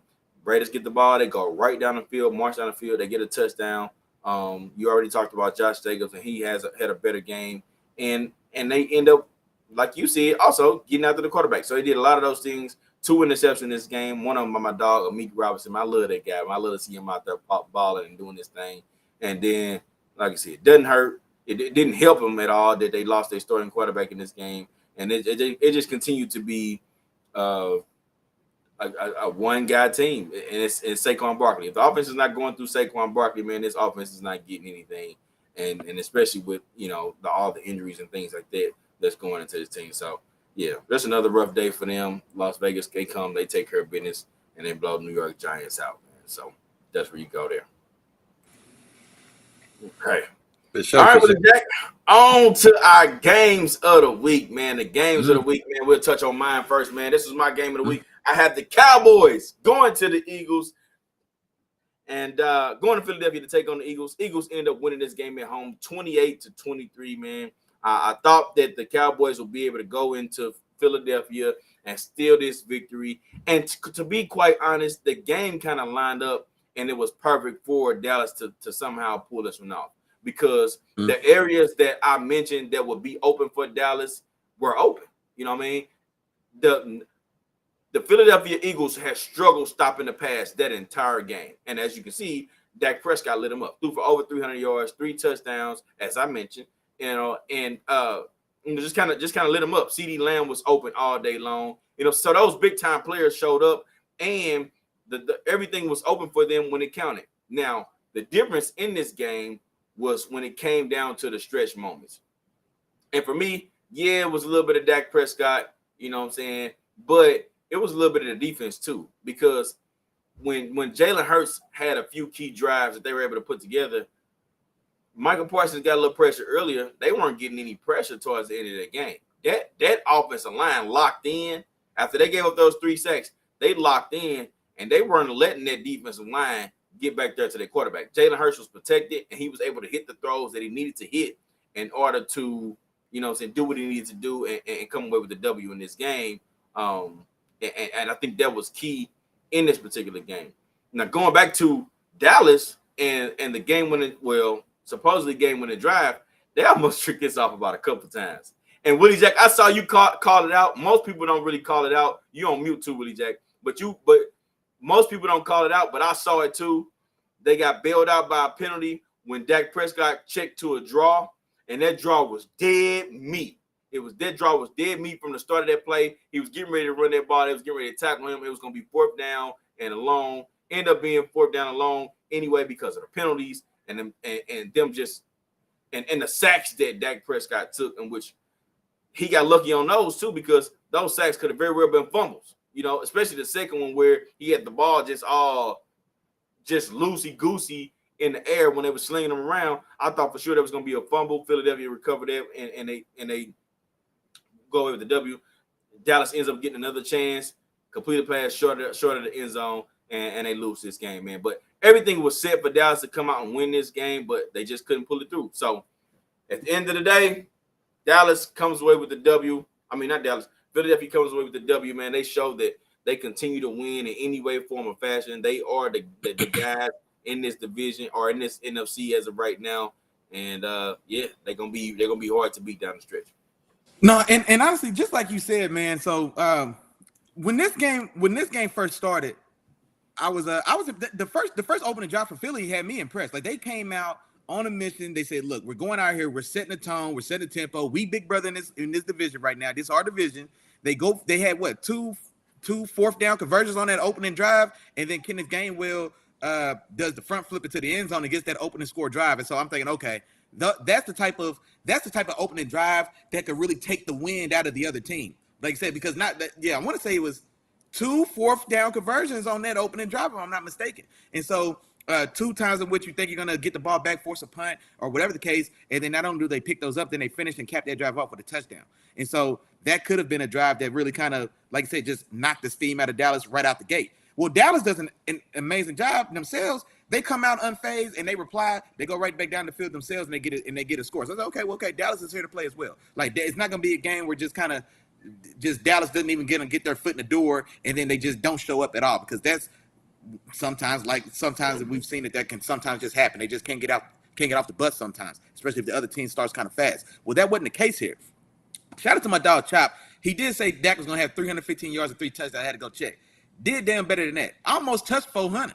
374 in those same 3 touchdowns. And my dog Chop told y'all on Sunday when he was in there, when he was doing a little bit of this. But I hope y'all heard. Y'all was there on Sunday. I know you was. I got faith in you. But then, the thing for me in this game, man, I'm not surprised. Like, the end of this game, to see the way that Dallas crumbled the way they did, I can't say I'm surprised, because if I say it once, I'm going to say it 1,000 times. At some point, Dallas is going to Dallas. And that's exactly what happened. And so, without going to the finer points, let's just talk about this last drive. No. I'm sorry. I do want to back up a little bit, because I want to talk to you guys. And my dog Day One Gang Jarrell's in here. He's one of them a founding member of the Eagle Gang in the group for us, man. So I want to get your thoughts on this as well, Jarrell. I don't know if I like Dallas going for that touchdown. It's a 10-point game. They go for the touchdown on 4th and 2. I like that. Well, no, let me tell you, and I generally do side with I'm saying I like where you're going with this. I agree with you. I agree with you. Okay, yeah. So this is my thing. Because it was still super early. It was the top of the 4th quarter, I want to say. It's like 13 minutes left in the 4th quarter at this point. It's already a 2-score game. You need a 7 and a 3 anyway. Why don't we take the 3? And you know what I'm saying? And so that was my thought. And even, like I said, because Chop will tell y'all, I'm normally like, shit, let's ride. Like, hey, you want to go for it? Hey, let's do it. Unless it's Brandon Staley. You know what I'm saying? Y'all guys need to punt. But other than Brandon Staley, I'm with it. You know what I'm saying? I'm with it, though. But right there, because like I said, the Philly hadn't played great, but they did kind of stretch that lead a little bit. It's a 10-point game. You got to have the 7 and the 3. Okay, so let's get the 3 right here. And the reason that's significant is because they get, you know what? Shout out to Jarrell, because Jarrell said earlier, the theme of this show should be a game of inches, because Shoemaker, it's not Jake Ferguson, it was the other tight end, the rookie, Shoemaker from Michigan, I believe. Yeah. He's 6 inches short from a touchdown. He comes down, his knee is on the line when he gets tackled, but he's got the ball in the inside arm instead of the outside arm. And that's the difference between that touchdown. Those 6 inches between which arm he had the ball in is the difference between the touchdown right there and instead of turnover on downs. And so you turn the ball over right there. Okay, cool. Dallas goes out, they get you a stop, get the ball back. Shout out to Dallas, shout out to Dak and Dallas and that offense for y'all, to y'all credit. I don't know if y'all scored that next drive, but whatever the case is, you go down and now you do get it and you get a score. Okay, so now we're going for 2. Now we're going for 2 points. But the thing is, if we take that 3, we get the same stop on defense. Now, who knows how the game's gonna play out? But I'm just talking in hindsight. So this is what we got. So this is the script I'm reading. We take those 3. We get a stop on our next possession because they got to stop. We get a stop on our next possession. We go get a touchdown now. And so now we don't even worry about going for 2 to make this a 3-point game because now we can kick the field goal and that's a tie ball game. And now we plan to either get one more stop again and get the ball back again, which they did because I'm making my way to that last series that was abysmal. But there was so much time left. And look at all the possessions they had from that decision. It just wasn't necessarily time to get that right there. Let's get the 3, make this a 1-score game. We got all damn night. You know what I'm saying? And so that them failing to get in the end zone right there, it changed the trajectory of like how everything else had to play out. Because now we got to go get 7. Now we can't, you know what I'm saying? So it just changed where we were at. Where instead now Dak, and shout out to Dak. Dak wears 17. If Dak wears the 15, it's a 2-point and it's successful. But he don't. Instead, you know what I'm saying? But he don't. Instead, he's his big toe 3 inches over the line because the boy wears 17-inch shoes, size 17 shoes. I mean, what else can you do, Dallas? And I'm glad you mentioned it too, Willie Jack, because to me, there's something that certain players just have. They just have it, and you can't explain it. You can't write it down. It doesn't show up in the stats sheet. But there's something that certain players have that takes them over the hump, that gives them the extra awareness, that makes the difference between a guy and a guy that's talented. You know what I'm saying? A guy or a guy that's just talented, but not quite that guy. Winners find a way to win. And no matter what, no matter which way it's turned around, flipped, you know what I'm saying, and spit out, winners find a way to win. Dak has to stay in bounds there. Has to. He's not even being touched in that moment. It's almost like he voluntarily goes out of bounds. You got to stay in the bounds and make I don't want to see that because he's trying to outrun the angle of Josh. I think is it Josh Sweat. So he's trying to beat that angle. But just like you said, the winners win, man. Winners find a way to win. What I'm saying is, I know you're trying to beat the angle, but you don't step out of bounds. You got to make him push you out of bounds. You got the same effort you gave when you jumped up with 2 of those guys right there and you got smacked and did a front flip. I need that same effort there. I'm glad you said that because Dak, unless you are like Walter Payton or Reggie Bush, who could dive from like the 7-yard line to the end zone, what was you doing, Dak? He was getting his John Elway on. He was getting his John Elway on. And Elway, I don't know what Elway was thinking either because he was like on the 12-yard line. Dak was on like the 6-yard line. If y'all don't know, let me do some quick math. A yard is 3 feet. He's on the 6-yard line. He's roughly 20 feet from the end zone when he dove. You know, like the Olympic long jump record is like 23 feet. Like, you know what I'm saying? If he could, like, that's how far he was when he dove and got his ass folded up midair and front flipped. Like, I don't want him to take that hit. I didn't like seeing that hit. But hold on, let me get back to this last. I did all that talking and didn't even get to the last damn drive. Philly. This is where I call Philly out because I coming off the year y'all had last year just last year, the Super Bowl game, that exciting game, the game was right there for you guys for the taking against the Chiefs, and you don't get you don't get it done. But I now look at you guys as you're champions, you're champion style contenders, and so like it felt like they lost all composure down the end. Careless penalties. You get the late hit on Hassan Reddick. Now, it was soft. It was a soft little baby nudge in the back, you know what I mean? And he knew he messed up because he tried to put his head there like, oh, damn, my bad, dog. No, they whistling that, big dog. Then you get James Bradbury. This is the one that was egregious because he's in position. He panicked. Balls in the air up that left sideline. It ends up being like a 40-yard defensive pass interference because he just panicked, hugs CeeDee Lamb in the chest, and just kind of it just looked like a deer in the headlights. Like he just didn't have it. You know what I'm saying? And then that's the same play he lays down and says he's hurt on. Like, nah, he didn't want to take his walk of shame. I'm hurt. That's why I messed. You know, whatever it is, what it is. So now Dallas gets the ball. It's 1st and 10 from the 11-yard line. We're down 5. 1st and 10 from the 11-yard line. 2 plays later is 3rd and 26. Ask me how we got there, Chop. We had Dak Prescott, dumbass, and I know you just mentioned it, audibling that play to a QB draw that was dead, and luckily it was a false start. They lost 5 yards. They got bailed out. Yeah, they got bailed out because he lost 7 yards on that draw.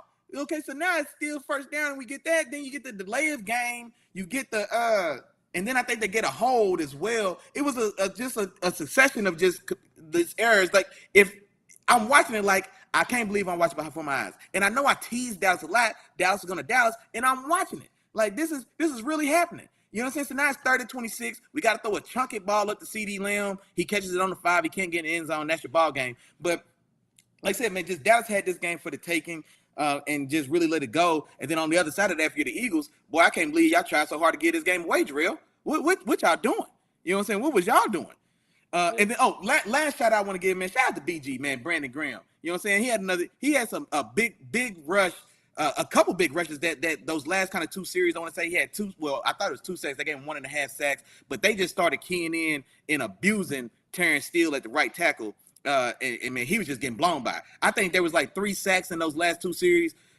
And I think, Brandon Graham got 1 or 2. Josh Sweat got him 1. Hassan Reddick got that pressure on Dak, and then he gets the fumble. But they just started keying in on that right tackle and just sending all the pressure that way. And he was just a turnstile. And so even with all that, they get the ball down to the 11-yard line. You got to punch that in, Dallas. Like I said, if you're going to be a championship team, my dog Chop predicted y'all to be the NFC champion this year. Like, this is exactly the moment. The game's right there for the taking. You're on the road against your biggest rival, and they've handed you this game on a platter. You got to find a way to punch that in. And instead, what do? Not to be outdone. Like, Philly thinks they can mess up. Swift thinks he can run into the back of his own puller and fumble the ball. They think they can mess up. Let's show them how to make mistakes and cost yourself a game. Like, hold my beer. Let's show them how the pros do it. Let's show them how the pros do it.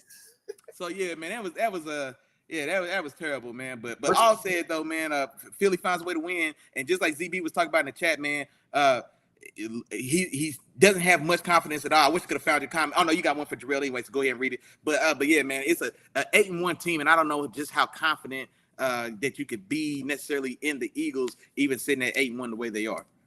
Gotcha. But and I'm glad you and we'll get out of this one pretty soon, y'all. But I'm glad you mentioned like the Super Bowl last year, because and this also goes to my point earlier when I was talking about QBs and how nothing matters if the game was on the line, you know what I'm saying, and it's that last drive, you know what I'm saying, and you still got to make a play. You still got to take advantage of opportunities. It's the same for defenses. Defenses still got to step up too. And James Bradbury is the exact same cornerback that had the penalty against the Kansas City Chiefs in the Super Bowl that cost him that game. You know what I'm saying? They cost him that game in that particular game. So you have this is a tendency of your team committing bad penalties and not showing up, you know, during those crucial moments in the game, you know, and costing y'all. So I'm glad you brought that up, Willie Jack. Glad you brought that up. And then Jarrell on here, he says he's glad that it feels they definitely should have kicked because their defense was on a roll. And I was like, yeah, they was. And then we got to skip somebody else in here, Willie Jack. We got Quick Fix Academy, man. Who is Quick Fix Academy, man? Let me know who you are, man. State your name in here, man. State your name. Yes, we can shout you out properly. Absolutely, man. We want to shout you out and give you a shout out, man. He says you can't blame Dak in this particular game. And we're not just blaming Dak. It's more than just that. We blaming Dak and somebody else. You know what I'm saying? I think Dak had his fault in it. No, I was gonna say, to be fair, because we kind of glossed over the positives that we see from Dak. We did just kind of dive into the negatives. Dak did, for the most part, we can say Dak played his ass off. You know what I'm saying? So 29 for 44, 374, 3 touchdowns. He did lose my dog D-Lo in this thing, man. Hey man, what's the word, big dog? What's up, man? What's going on, man? Let me find out you a secret Cowboys fan. Yeah, that's my dog, Tom, little bro, man. Yeah, that's my dog. But no, Dak played damn good, man. And just like you were saying, he really did. He played a very good game. His ball placement, him and CD Lamb really just had things cooking in this game for one. And then another thing I should say as well, Kevin Byard, talking about dumb penalties. Kevin Byard, now he's the retaliatory flag from getting shoved over the pile, and then he comes and pushes back. You too old and too grown for that, Kevin Byard. You a 4-time All-Pro. You a 7-8 year veteran in this league. You got to know, bro. It's a minute 30 left. You know what I'm saying? They just came off the Bradbury interception, and then you get that 15-yard. There was a completion to Jake Ferguson on the right sideline for like 15 yards. Then you get another 15 because of the penalty that Kevin Byard got. But Dak played well. But when it's first and 11 on the 10-yard line, we down by 5, 6 gets it done. Man, we can't open it up with a delay game. We can't audible to a draw that gets us killed. Thankfully, then there's a false start. You know what I'm saying? Like, we can't have the comedy of errors that we did, man, when the game's in the balance, though, as well. That's the only thing I would say. But no, he definitely did play his ass off in this game. For sure. All right, Willie Jack, on to your game of the week, man. You want to go ahead and introduce it for us, man? We got your game of the week, man. We had it coming up right here, man. Yeah, man. Big Josh and Joe Burrow, man. Big Josh and Joe Beasley duking it out again. So Bengals hold on and win this game 24-18. And honestly, this game, the Bengals just have the Bills number. They really truly do. I really do believe that. I went with the Bengals in this game with that being one of the reasons there. But offensively, Joe Burrow in this offense, they just kind of marched right up the field, especially in that first half. It felt like they got everything they wanted in the first half of this game. There was just nothing to be done. And the thing about it wasn't Jamar.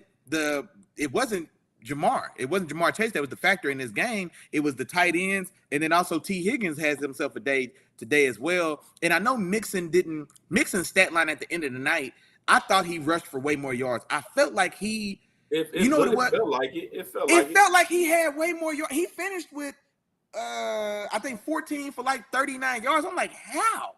It feels like he had like 2 15-yard runs in this game.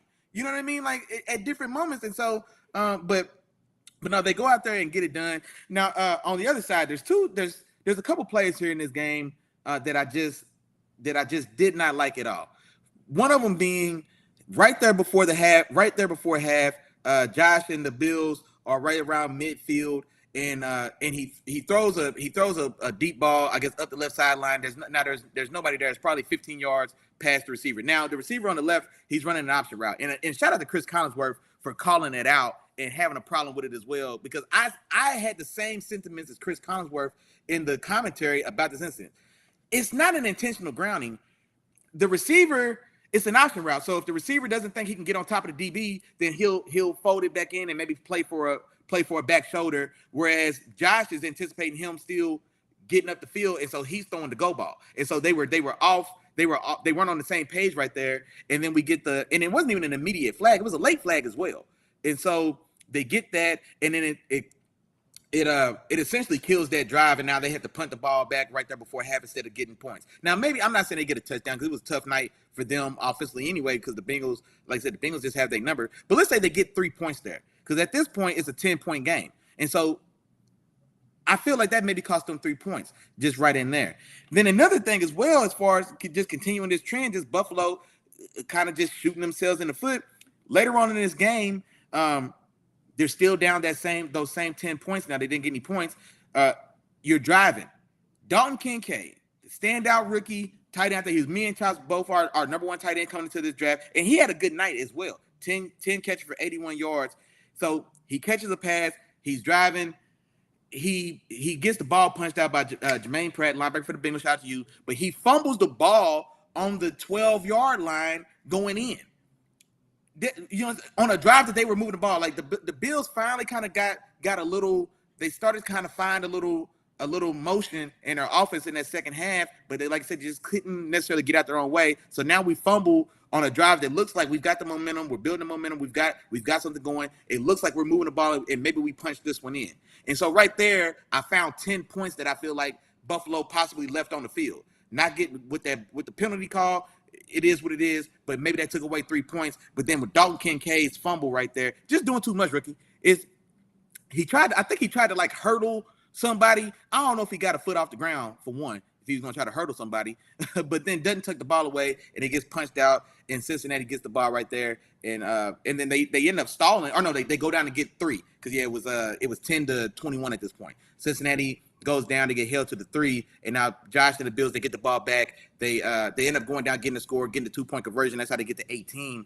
But like I said, I mean, they just they made it to they they left too much out there for them to overcome, like I said, as the game started winding down. But those are the two plays right there that, like I said, if you don't necessarily shoot yourself in the foot, especially if you're Dalton Kincaid, then, like I said, maybe you give yourself a chance to win this game. But then, on the other side, though, man, if you're Joe Burrow and those guys, like I said, the very hot start in that first half, cooled all the way off there in the second. But when it came down to it, got the first down they needed to go ahead and run out the clock and made the plays they needed to do to really put this one away. And they're on a 4 or 5? No, is that their 5th win in a row, or is it a 4 or 5 game winning streak from starting 0-4? I think they're 5-4 now, or did they start 0-3? No, they started 0-3, now they're 5-3. So that's 5 wins in a row. And so the Bengals, namely led by a healthy Joe Burrow, finally, they are definitely putting the rest of this AFC on notice for sure that, hey, we're here, we're back, and we're just as dangerous as we ever were. Uh-oh, Chop, did I lose you? Oh, no. Oh, okay, Chop, I think you were froze for a second on my screen. Uh-oh. Somebody in the chat, let me know, man. Can y'all still hear me? Am I froze or is it Chop?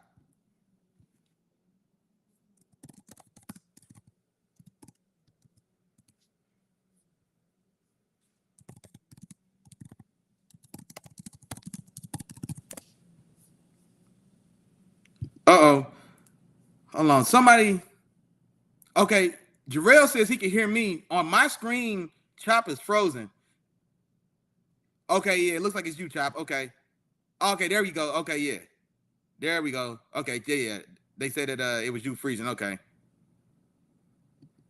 Okay, Chop, you I can see you now. You're moving fine, but I can't hear you now.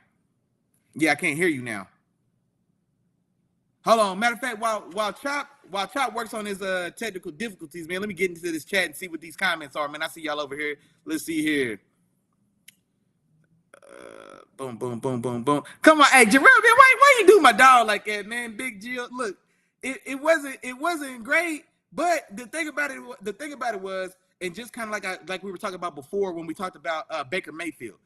When the time came, Josh drove down the field, got a touchdown, and then took the 2-point conversion in as well. So he did what he had to do. He got a score, and now we need the defense to go out there and hold up their end of the bargain, and they don't get a stop. I think the first play is a Joe Mixon rush for like 8 yards, and then they don't stop him, and they get the first down. They run out of time, and so he doesn't get a chance to get the ball back. But he went down there and got the score that the Bill. If you're a Bills fan, you've got to do that first. So, like we talked about before, the game's going to happen the way the game happens. It is what it is. But now when it gets down to the point where we've got to have it, Big Josh delivered. He went down there and he put 8 points on the board instead of 6 or 7.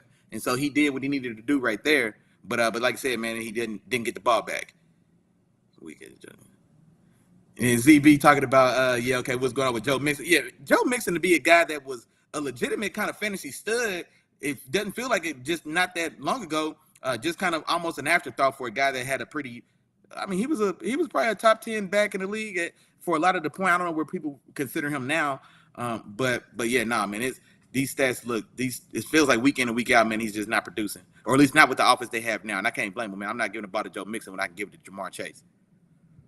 Let me see here. Oh, here's a good question from my dog Jarrell, man. He said, "Are the Bills as bad as their record?"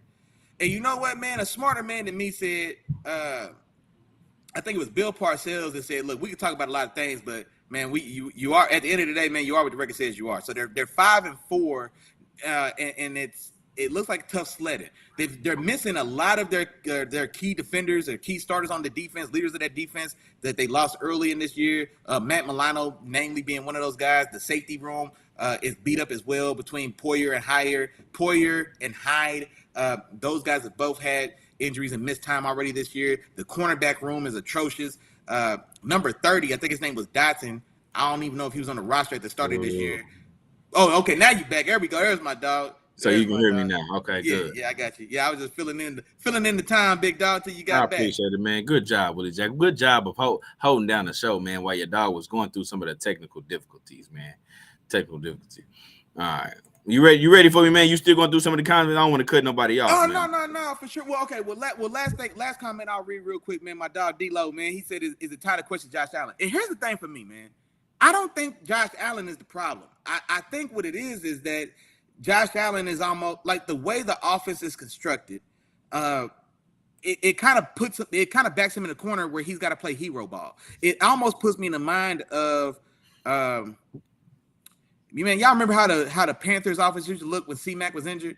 And so now, you know what I'm saying? Like, or even other than that, like, I don't think we don't give enough consideration to the lack of talent on Josh Allen's offense. Because he's got Stephon Diggs, who's a stud, and there's nobody else. But we give that discernment, we give that credit to Patrick Mahomes and say, well, all he's got is Travis Kelce, who's a stud, but there's nobody else out there. Well, Josh, in my mind, Josh needs a little bit of that consideration as well, because all he's got is Diggs and who?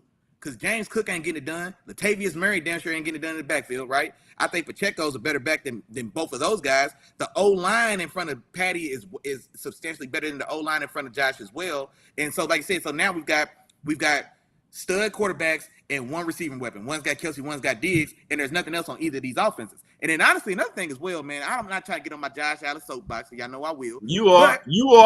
But if we want to talk about it, you know what I'm saying, it's time to question Josh.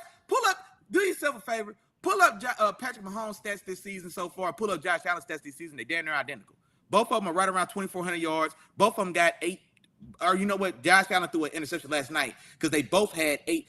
Before the Germany game, Patrick Mahomes had like 2,400 yards, 15 touchdowns, and 8 interceptions. Before Cincinnati, Josh had 17 touchdowns and 8 interceptions. They had the same amount of interceptions. Now Josh has 9 interceptions to Patty's 8 because he didn't throw an interception in the Germany game against the Dolphins. But their numbers are damn near identical. You know what I'm saying? But anybody would tell you that Patty Mahomes is still in the MVP conversation because he's carrying an offense that's, you know what I'm saying? And Josh doesn't have the defense that Patty has.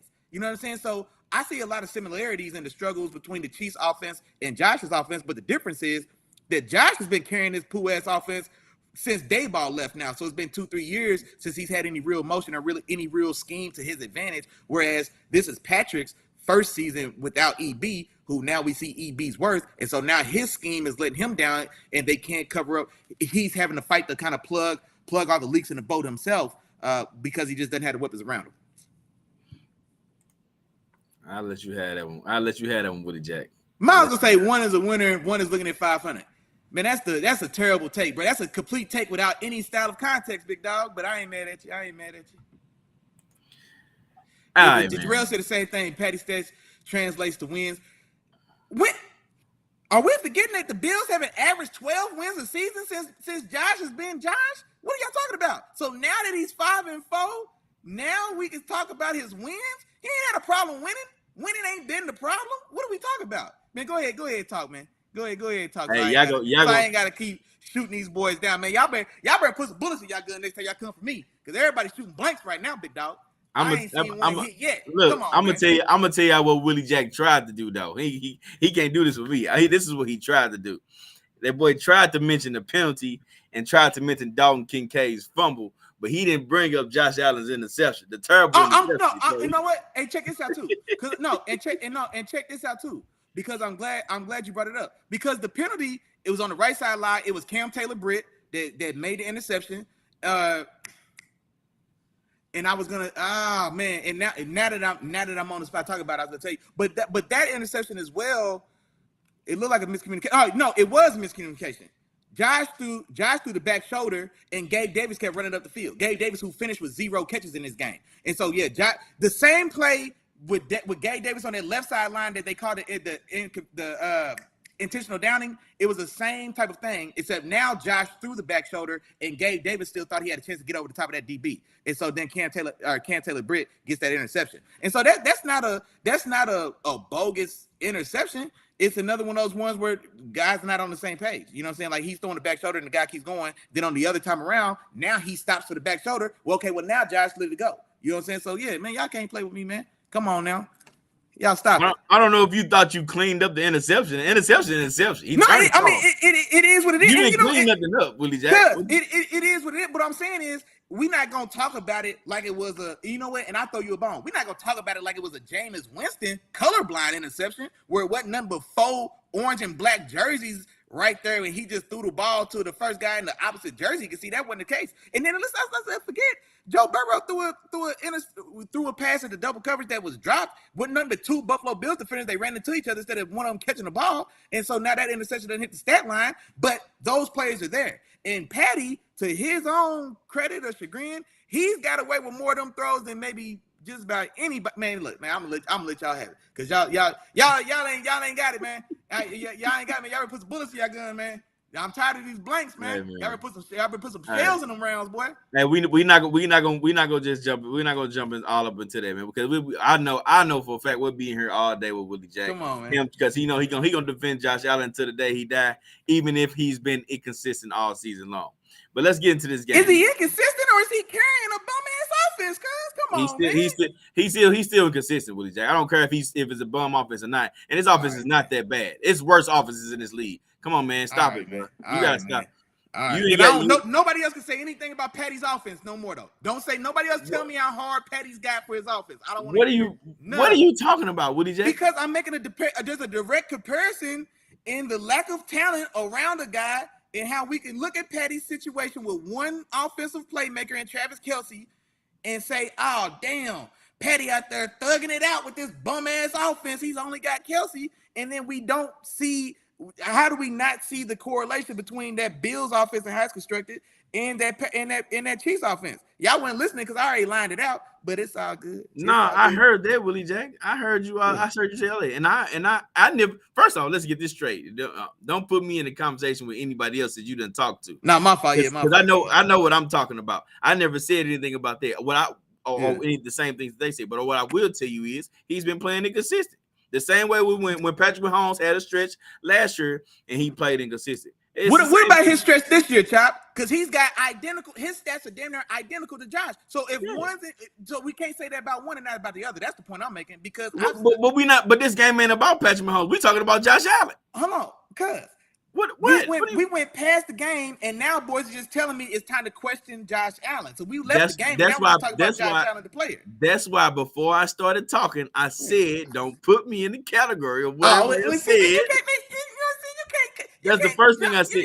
The bullets was firing. You know what I'm saying? I feel like Neo in the Matrix, boy. You just trying to protect your boy. You in protective mode. That's what that is. Man. Let me get to my analysis of this game, man. I'll post the stats for y'all. Patrick Mahomes got like 2,439 passing yards. He's still defending. Let me get to my analysis. I'm just trying to tell y'all, man. Anyway, let me get into this game. These are the type of games where every yard counts. And I know, Jarrell, you said earlier this should be the theme of the show today because it's the truth. Every yard counts. And this is that type of game. Every first down. I'm talking about even when you got to throw the ball away just to save yourself from getting a sack, the turnovers, all that stuff counts. And of course, the Bills had 2 turnovers in this game, and they proved to be very crucial. But on top of that, let me get into the offense because I was going to make that point too, Willie Jack. The Burrow and the Bengals, they stay hot in this game, but the difference in the offense is this. Burrow was quick with the ball. He was very decisive. He made great decisions. He was accurate. You know what I'm saying? He was on time. The Bills, if you look at their offense and the difference between their offense and how the Cincinnati Bengals offense looked, the Bills had absolutely no timing whatsoever in their offense. It just seems like whatever pops open, that's what I'm going to hit. You know what I'm saying? That's what their offense looks like. There's no all right, this is a 3-strip drop, and then we need you releasing the ball. If it's not there, here's your second read, this and this and that. It doesn't seem like it's that with this particular offense. You know what I'm saying? So it's like Allen's improvising seems like the first option for this team. You know what I'm saying? Facts. And it is bad. And it is bad for this team. And that doesn't put your quarterback in a good position. And it's not going to make anything easy. You know, and we went from this game talking about, earlier this season, how, James Cook looked and some of the Dalton Kincaid and some of the other guys that were involved earlier on in the season, or just not early in the season, but some of the good games that this team has had, when the season first started off, but they don't seem to be as involved anymore.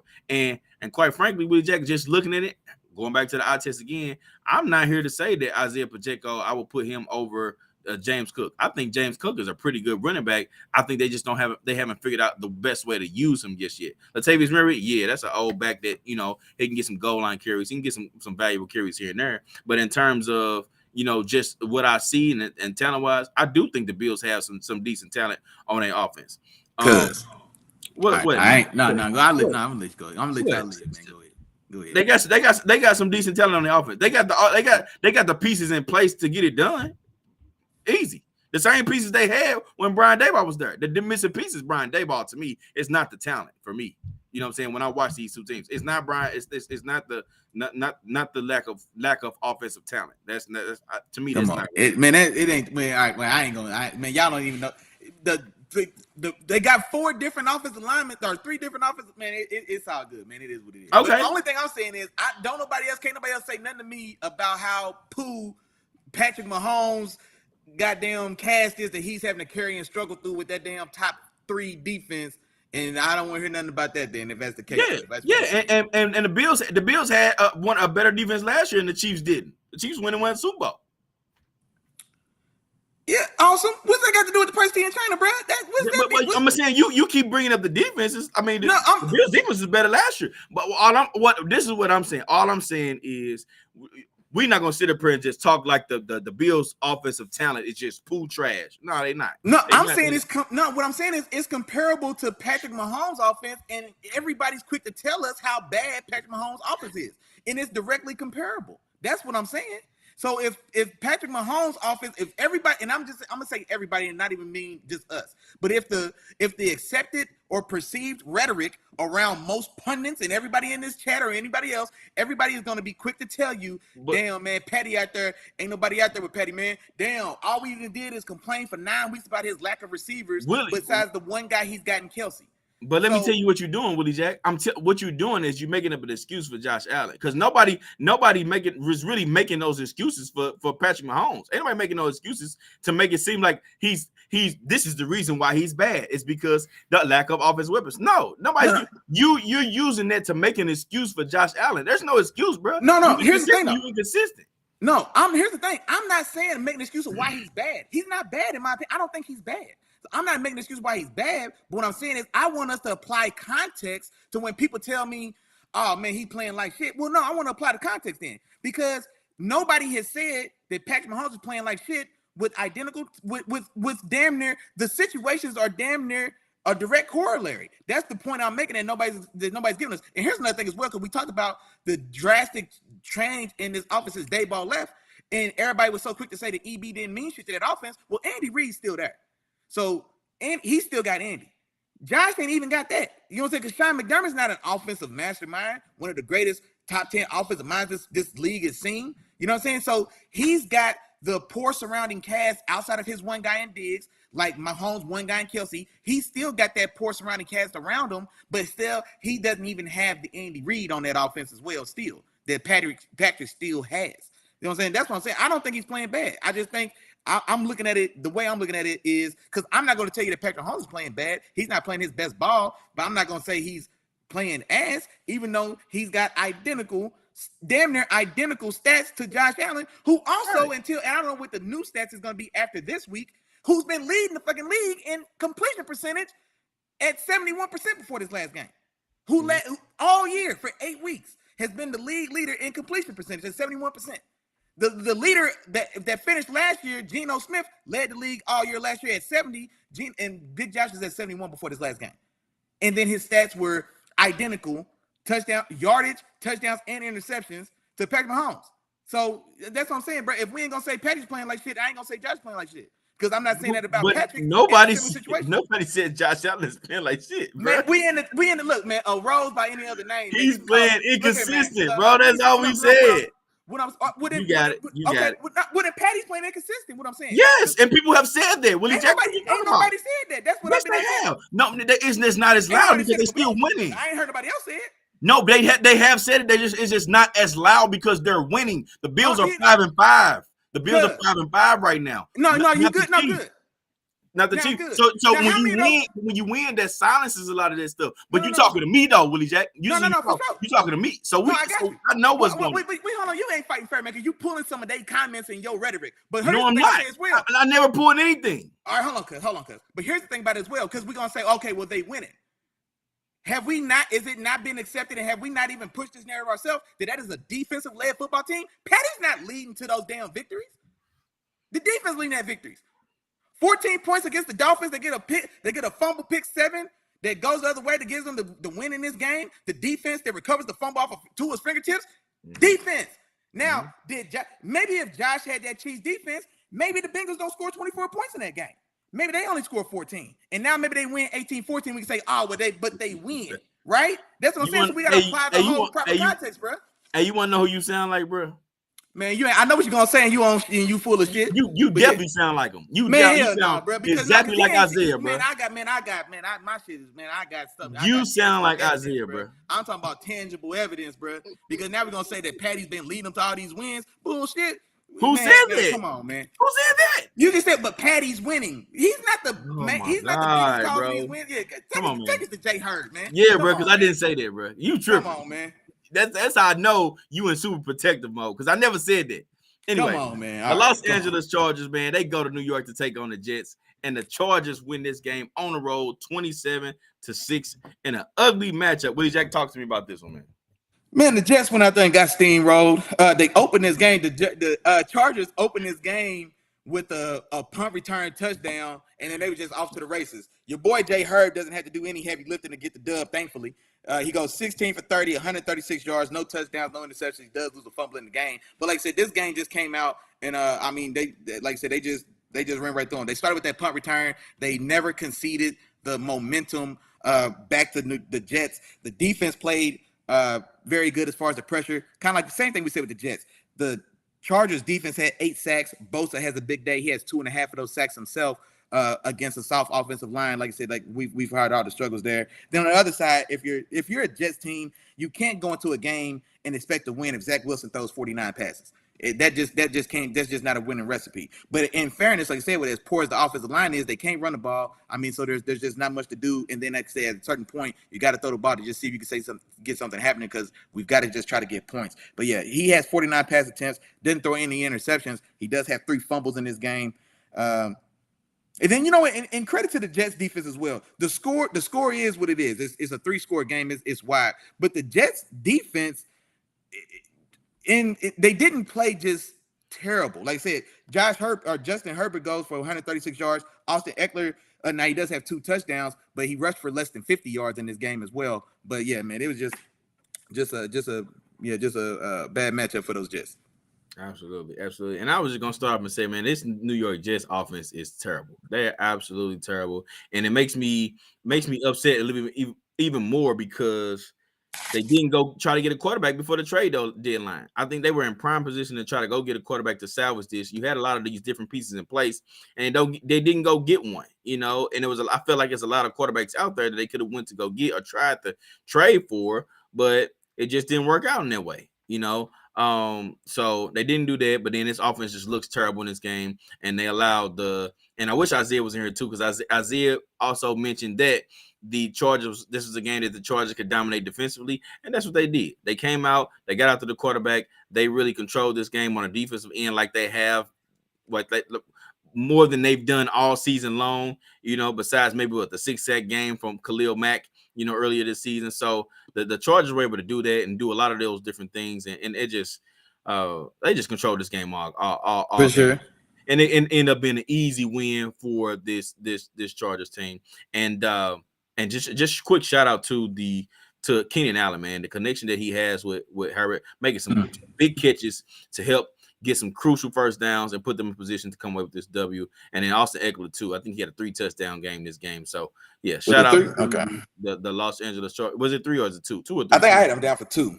Okay, yeah, he might have 2 touchdowns. Oh yeah, it was 2, and then they got the punt return touchdown, then 2 field goals. There you go. Well, yeah, Los Angeles Chargers, they come take care of business. That defense really dominated, and yeah, man, easy win for them this week. And real quick, piggybacking off what you said for Keenan Allen, he also crossed the milestone, man, 10,000 career receiving yards in this game as well, man. So kudos to Keenan Allen. Man, yeah, that's a big number, man. That's a big mark. So kudos and shout out to him. Absolutely. Yeah. All right, Willie Jack. On to week 10, man. Oh, and actually, before we do that, man, I know we always give our predictions of performers of the week, man. Really quick, man, give me somebody who you felt like was actually your performer of the week this week, man. In hindsight, I mean, it's the low hanging fruit, but man, you got to say C.J. Stroud, man, 470 yards, breaking the rookie record, 5 touchdowns, no interceptions. Like I said, and then in the way he did it as well. A lot of the heavy lifting in that game happening in the second half, culminating with the game-winning touchdown with 46 seconds left in the clock when he started the ball from his own 25. So I think got to go C.J. Stroud. Gotcha. And I really what I wanted to do was I was gonna piggyback off of you. I could have went one of two ways. I'm gonna piggyback, not piggyback, but I'm gonna pivot off of your decision, man. I'm gonna go Joshua Dobbs, man. Joshua Dobbs was my performer of the week, man. Off of literally no practices, not even knowing his entire offensive squad, man. He comes into the game where he's actually not even supposed to start. Finishes 20 of 30. Just 158 yards, but 2 touchdowns, rushes 7 times for 66 yards and a touchdown, man, and leads his team to a big-time victory on the road against Atlanta, man. What was once, a top 5 defense. I think they're probably like 6 or 7 right now with the yardage they gave up off of the last 2 games, man. They done dropped a few spots, but yeah, man, they are Joshua Dobbs is my performer of the week this week, man. So that's where I'm going with that. All right, nice. We got 2 more things, man. 2 more things, then we're gonna get up out of here. We got the Thursday night game, man. We got a game tomorrow, man. I'm not too excited about either one of these games, not the Thursday night game or the Germany game this week, but we got to touch on them because that's what we do, Willie Jack. So the Thursday night game, we got the Panthers, the Carolina Panthers. They go to Chicago to take on the Bears, man. Who you got, Willie Jack? Toilet bowl, man. The next one gonna be a toilet bowl too. Yeah, that's what I'm saying, man. Oh man, I don't even know what the Europe game is, but all right, I'm gonna just get in and out of this one, man. I'm gonna take Chicago at home. Maybe Tyler Bagent, whatever. Maybe Taylor Bagent can rekindle the magic he had that first half, and then like I said, man, if he finds a way to put 4 quarters together like he did the first 2 of this last week, then we've seen it. They can move the ball. Shout out to ZB, man. He shouted out Cole Kmet as maybe being an underrated guy at the tight end position. And we saw this the second half of last season as well, where he's a touchdown magnet. You know what I'm saying? Like him and Fields got to go on as far as scoring, putting points on the board at the end of last season, and he's carried that over as well. I want to say he's probably got around 6-7 touchdowns on this year. Caught 2 of them from Bagent just Sunday. So I'll take Chicago 17. I'll go 17-10, Chicago. Gotcha. And I'm going Chicago at home too, Willie Jack, on this Thursday night game. I just feel like they are in a much better position. And what I've seen from them this past week, it seems like they are better coached than people may think. Well, at least in terms of the way their offense is set up and the way they, put players in position to, to score or be successful. So I'm going Chicago in this one. The Panthers just look awful. And also them adding the pass rush piece over there with Chicago. I think that's gonna, not be a good thing for the Carolina Panthers and that terrible offensive line. So yeah, I'm going Bears too. Give me final score 23-13. Them winning at home Thursday night football. Gotcha. And on to the Germany game, another toilet bowl, man. 2 teams I am not interested in watching, but I'm gonna watch them anyway. We got the Indianapolis Colts facing off against the New England Patriots, man. And I was thinking about this game. I was kind of going back and forth on what I wanted to do. Of course, nobody is at home with this one. I'm gonna go with the Colts, man. I know Minshew has made a lot of mistakes lately. I refuse to keep picking the Patriots, man. I keep trying to go for them. I keep thinking Bill is gonna put something together to help their defense and help this team just pull away a victory, and they keep losing at the last minute or just losing these games. So I'm going with the Colts. I think the Colts are, of course, the more talented team. I think they're in a better position. The run defense hasn't been good, and the Colts are starting to lean on Jonathan Taylor a little bit more. So yeah, I'm gonna rock with the Colts in this one. Give me final score 24-17.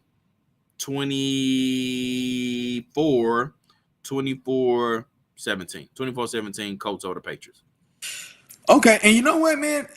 I wasn't sure how to pick. It's another toilet bowl for sure. But the fact that it's in Germany is, even if this was in New England, I was wanting to kind of lean New England in this one. But the fact that it's in Germany, I think that still benefits New England even more because I think that they're the more disciplined team. Like they're not the most talented team at all, but I trust that Bill will have his team better prepared for the trip, dealing with the time change or just dealing with the logistics of just all the stuff that happens behind the scenes. So I think they'll come into this game better prepared and more acclimated to playing there than a Colts team that's just been wildly inconsistent. Even when we see Minshew and that offense get it going, 300 yards, 3-4 touchdowns, he'll turn the ball over as well. And I think one thing that we have seen from this Patriots team is that the defense is still there and the defense is still playing ball. And so they are finding a way to keep some of these games a little closer. And in a game like this, I'll give that edge to the big bad boogeyman Bill and that defense in this one. And so I'll go 2013 in this one. And I wouldn't be surprised if we see Minshew have 2 turnovers in this game. Okay. Gotcha. All right. Well, there we go, man. There we have it. Week 9 recap is in the books. Of course, you went through the Thursday night game as well as your Germany game. Willie Jack, man, you got to give me a game ball, man. Who gets the game ball of the week this week? Oh man, you know what? It was a good they was in here, baby. They was in here, big dog. For sure, man. We had a lot of contenders, man. My dog D-Lo stood in this thing, man. Miles came through and hollered at us. The fam band was in there, but I think it was a heavyweight matchup between Day One Gang Jarrell and our favorite coworker ZB. And I think I'm gonna give the slight edge to ZB, man. Make a return for the crown. ZB back on top, man. So shout out to you, sir. We appreciate you. We appreciate all your hard work in that chat, man. So he was rocking and rolling, man. But not to be outdone, man. Like I said, it was by a nose, man. It couldn't have gotten any closer, man, between Day One Gang Jarrell and our dog ZB. But we'll give it to ZB, man. And then actually piggybacking on this Patriots game, just really quick, man. Before we get out this thing, Jarrell had asked, posted a comment quote.